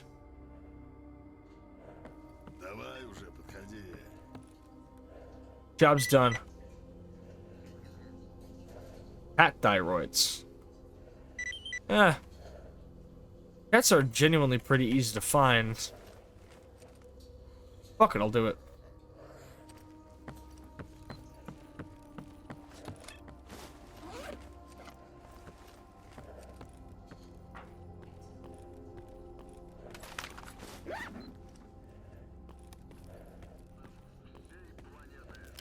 Alright. Reload the pistol. Let's go talk to the rest of the guys I need to talk to. Monos says all this talk of cooking is making me hungry. I shall make a large fish ooh. Is he planning on making feline sweetbreads? Actually, I didn't even bother reading the flavor text. Why does Barkeep want a cat thyroid? This is perplexing to me. Fish. Fish is good eating. What fish are you planning to use for this stew, Mono? Salmon, tuna, tilapia. Okay. Gate, you posted a meme the other day that was like, oh, does anybody ever feel like it's a Mandela effect and you're just seeing, like, completely fake animals? Like, when the fuck did this just start existing? And it's like, oh, like, when the fuck did a binturong exist? I don't remember this motherfucker ever being around. That's how I feel about tilapia. I didn't ever hear about tilapia or anything until, like, I want to say, like, 2012. And I was like, what the fuck is this? What is this fake-ass fish? I've never heard of this before. Where did it come from? I've never heard of it. I like, genuinely was just like, no, that's not real. Ooh, SVDS. Okay, he sells an SVDS for 60,000 rubles. I still don't believe in binturongs. Nix, you've seen one with your own eyes. We've all seen one. We're talking to one right now in the chat. Come on. Don't be ridiculous.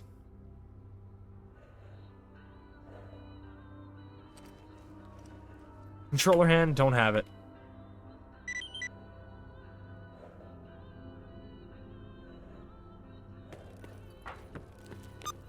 What an eventful night. We got a lot done. I've gotten a lot of AK ammo.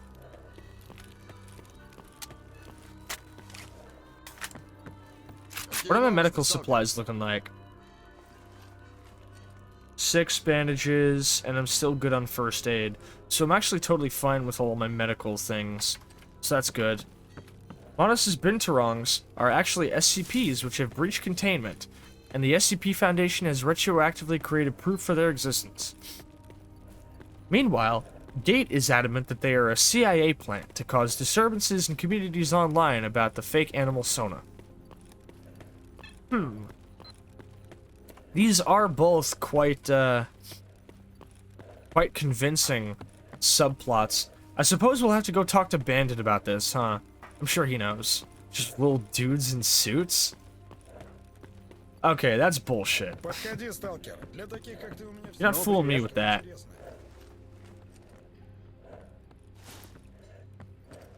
I'm gonna go donate the Sphere 8 now because I don't need it because I have a Sphere M12, which is just better. Only there's nobody here to talk to about it. Время дорого. Рассказывай. Well, it is about, what, almost 6 p.m.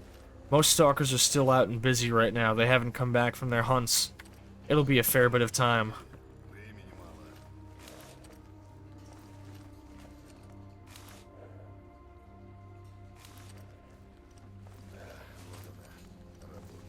мало. Свобода, свобода. Узнать бы еще, кто за весь этот цирк ответить должен. Damn, it feels good to have this many shotgun repair kits. I may one day use them on this KS-23, because mark my words, it is quite an enticing little gun, but it is unfortunate that I have no parts to actually repair it. So I suppose that'll have to be a rainy day project.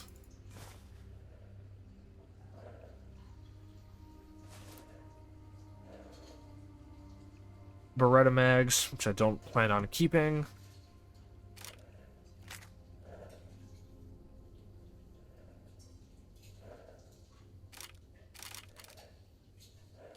Okay.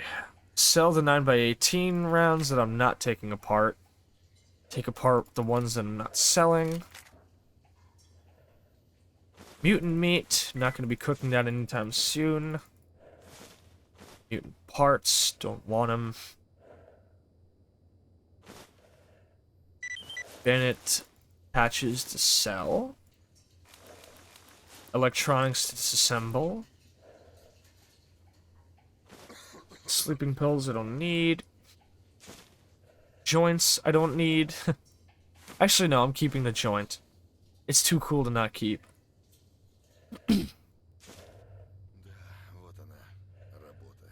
Других Ah! защищать. Thank you for the alert gate. I hope you're enjoying your night. Always good to see you. Nick says that Binturongs are likely little fuzzy aliens. The government found little space guys, but they can't find me a goddamn healthcare plan. You can keep your alien bastards. I've got work in the morning. Damn, those alien bastards are real. What the fuck? Why don't I feel anything?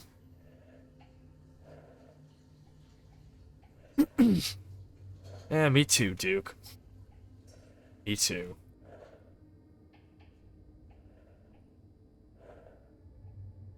Almost done organizing my whole setup here. I do need to find something to repair my armor, though.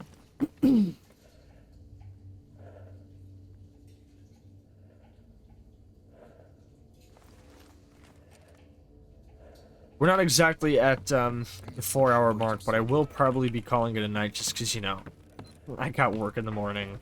And I did complete my tour of duty. Usually how Stalker streams go is I finish and close up whenever my tour is done.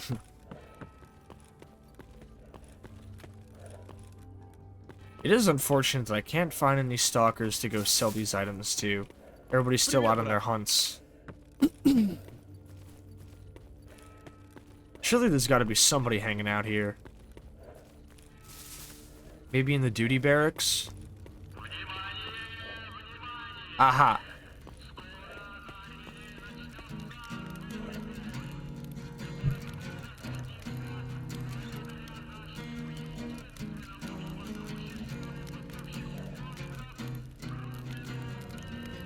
Are you guys weirded out that we've gone the entire stream and didn't see a single,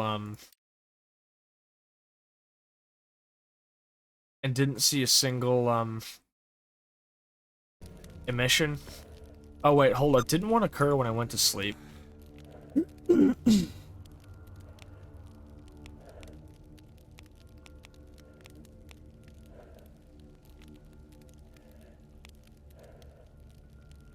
Yeah, here we go. An emission occurred in the zone while I was asleep. Oh, fuck off, Sergeant. Come on, man. Can you just take this fucking deck of cards off of me? Barkeep won't buy it.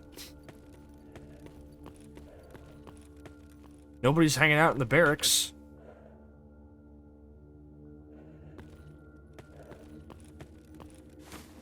Well, I might as well just disassemble this fucking ammo and then, you know, fucking repair my grooming kits while I wait.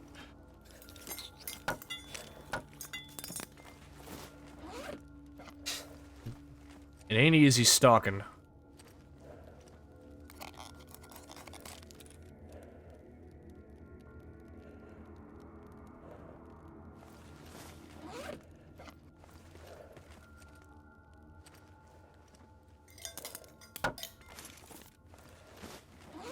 Metallic scrap.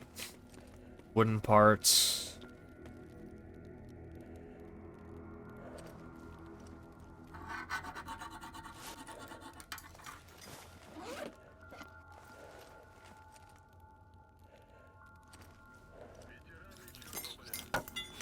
The song from the official Anomaly soundtrack always creeped me the fuck out.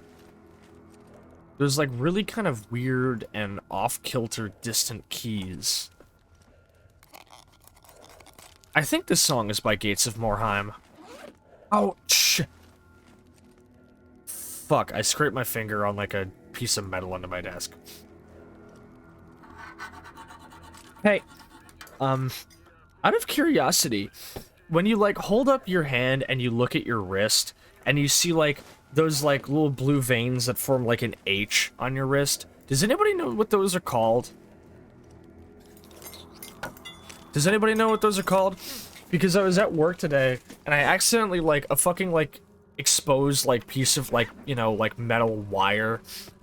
Because like the little metal wires that are used for like the hinges on the crates that we put people's groceries into. Sometimes they get like exposed because people drop the fucking crates so hard they break. But one of these pieces of exposed metal wire scraped that like exactly across where like it forms like the H or the X almost, like exactly across both of them. And granted, it was like really like it was like a light little scrape, but it did bleed, and I got like so freaked out. I didn't even go for like a bandage. I was like, oh shit. So like I open up the fucking first aid kit, you know, I dress it with the fucking wipe, and then I pull out some gauze and some medical tape, and I'm like, I'm sorry, I'm not taking any fucking chances. I'm not bleeding out here, dude. And, you know, granted that wasn't even a possibility. I wasn't even in a whole lot of danger, but it still spooked me. Hold up. Let me Google this real quick, actually.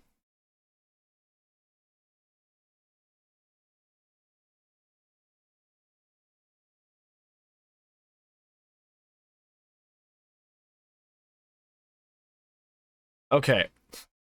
The basilic and cephalic. The median cubital bridges the cephalic and basilic.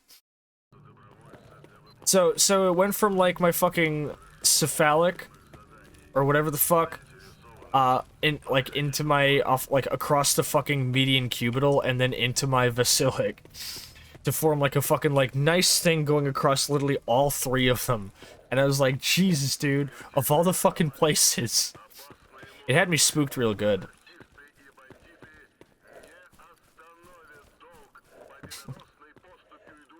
And also it confirmed that if I actually was in any danger, I would not have done very well, because I certainly didn't end up dressing my wound with any degree of urgency, I'll tell you that much. I think a duct tape should do. Upgrade kit for an APS pistol.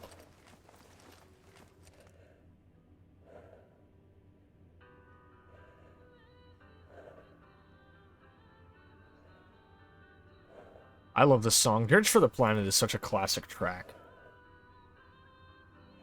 I have to see if Fire Lake ever released like a full album or something.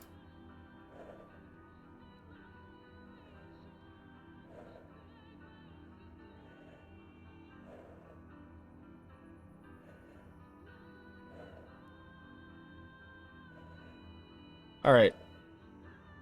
All my repair work's good. With the proper weapon all geared up, with like an actual proper weapon all geared up, a good shotgun, a decently equipped pistol, a solid knife, and an AK. I'm kind of armed to the teeth, but the only thing I'm missing is a better suit. So I think next stream we will shop for a better suit. And once I have a better suit, I think... Because what backpack am I using? Travel backpack. Better suit and better backpack. And once I'm set up with those, I think I'll be good for X18. I'm kind of glad I didn't try to bum rush it with this fucking light armor suit last time. That could have been the death of me. Do you not sell suppressors for this thing, my man? A fucking Racker's scope. Oh, he does. Okay, I spent 10,000 rubles in the blink of an eye. Here's one more cool thing I need to show you guys as soon as I'm done repairing my armor. It's a good thing I made it back in time, too, because it's about to be fucking, like, nighttime.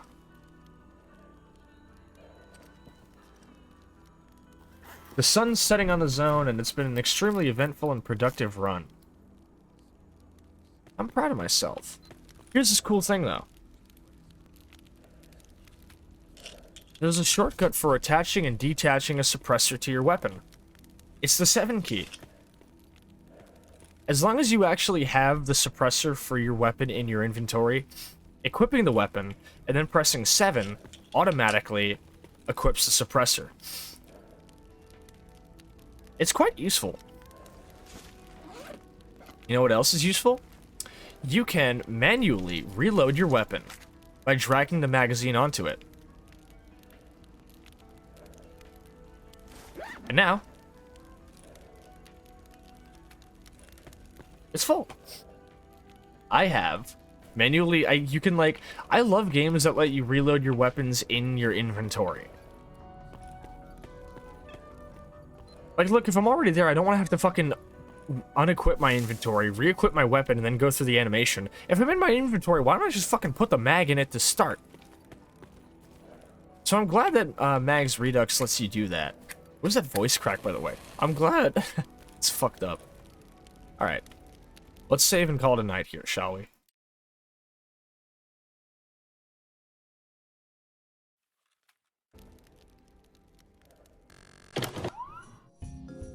Okay. I will be honest. I really like transitioning by, like, zooming in on the fucking thing, and then it fades to black. Very survival horror-y. Yes, exactly! Kind of like how in Silent Hill you can reload your weapon by just going, like, in the inventory, by going onto it and hitting reload. And it's faster than doing it in gameplay because it completely bypasses the reload animation. It's genuinely quite useful. So, what are we gonna have our outro, or our raid out be? Because I think I know who we're gonna raid. Because I've been missing raiding him. Because he's had a... Oh. Yes, okay. He is live. My homie Faye is currently doing his birthday donathon, and it's National Catboy Day. So, you know what kind of time it is. I haven't been able to raid him during most of his donathon because I was on my mental health break. So it's probably good that I can, now that he's back and I'm back, and both at the same time, I can fucking send you all over to him. So let's do it, shall we? I think because it's Stalker Tuesday, and the joke we've always had, or he's always had, is that he's like, you know, Sasha's the reason I know what day it is. You know, he's like, oh, fucking Sasha raided me. What day is it? Is it Tuesday? Let me go see. So, I think I know what our raid message is gonna be. Glad I got to catch some Sasha, even though I'm still stuck at work. I'm sorry, Nix, but I'm still very happy you got to catch me as well, and I'm happy I got to see you in chat. And I really hope your shift ends soon and smoothly. It's always wonderful to see you here.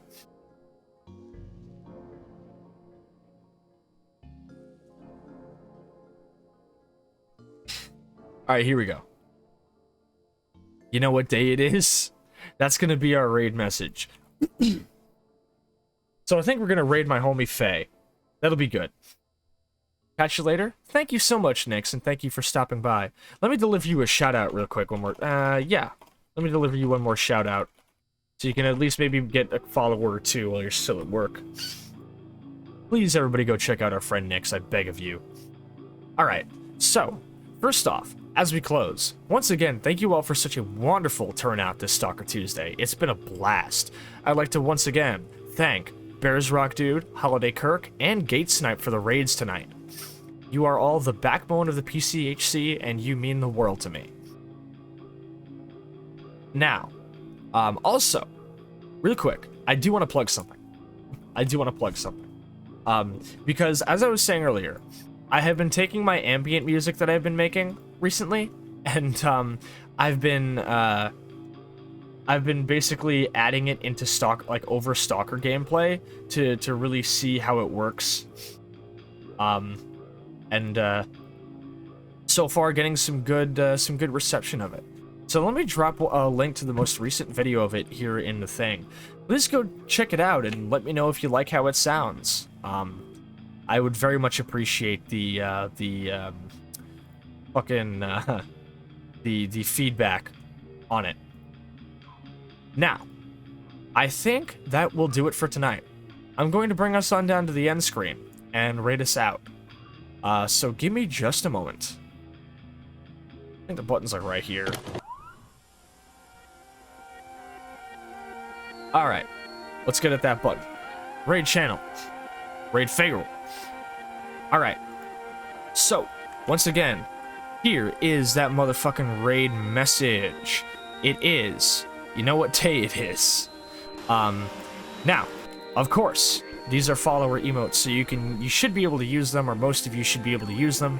If you can't, feel free to use whatever emotes you would like. We are about to raid into our friend Pharaoh. Pronouns he, him. Respect the pronouns. Don't be weird. Don't be a dick. Please be a good ambassador for my community. I am very much keeping an eye on you guys, but I love you all. I will see you all in FaZe channel shortly. If you'd like to see more of what I do, tune in this Thursday for me and Tribs, our good friend Tribs, playing the Entropy Zero mod for Half-Life 2. And on Sunday, me and Spire are going to be checking that brand new market update for the Gloomwood early access build. Please go check these out. And if you want more Stalker, next Tuesday at 8 p.m. Eastern Standard Time, you know what it is. Always 8 p.m. Eastern Standard Time, Tuesday, Thursday, and Sunday as usual. That is going to do it. If you want to see more stuff, go to my Twitter and my About section, or join our Discord community server to hang out with us. That's going to do it for the night. Have a wonderful night, friends. Be good to yourselves. Be safe. I love you all. Pripyat City Hate Crew for life. Peace out.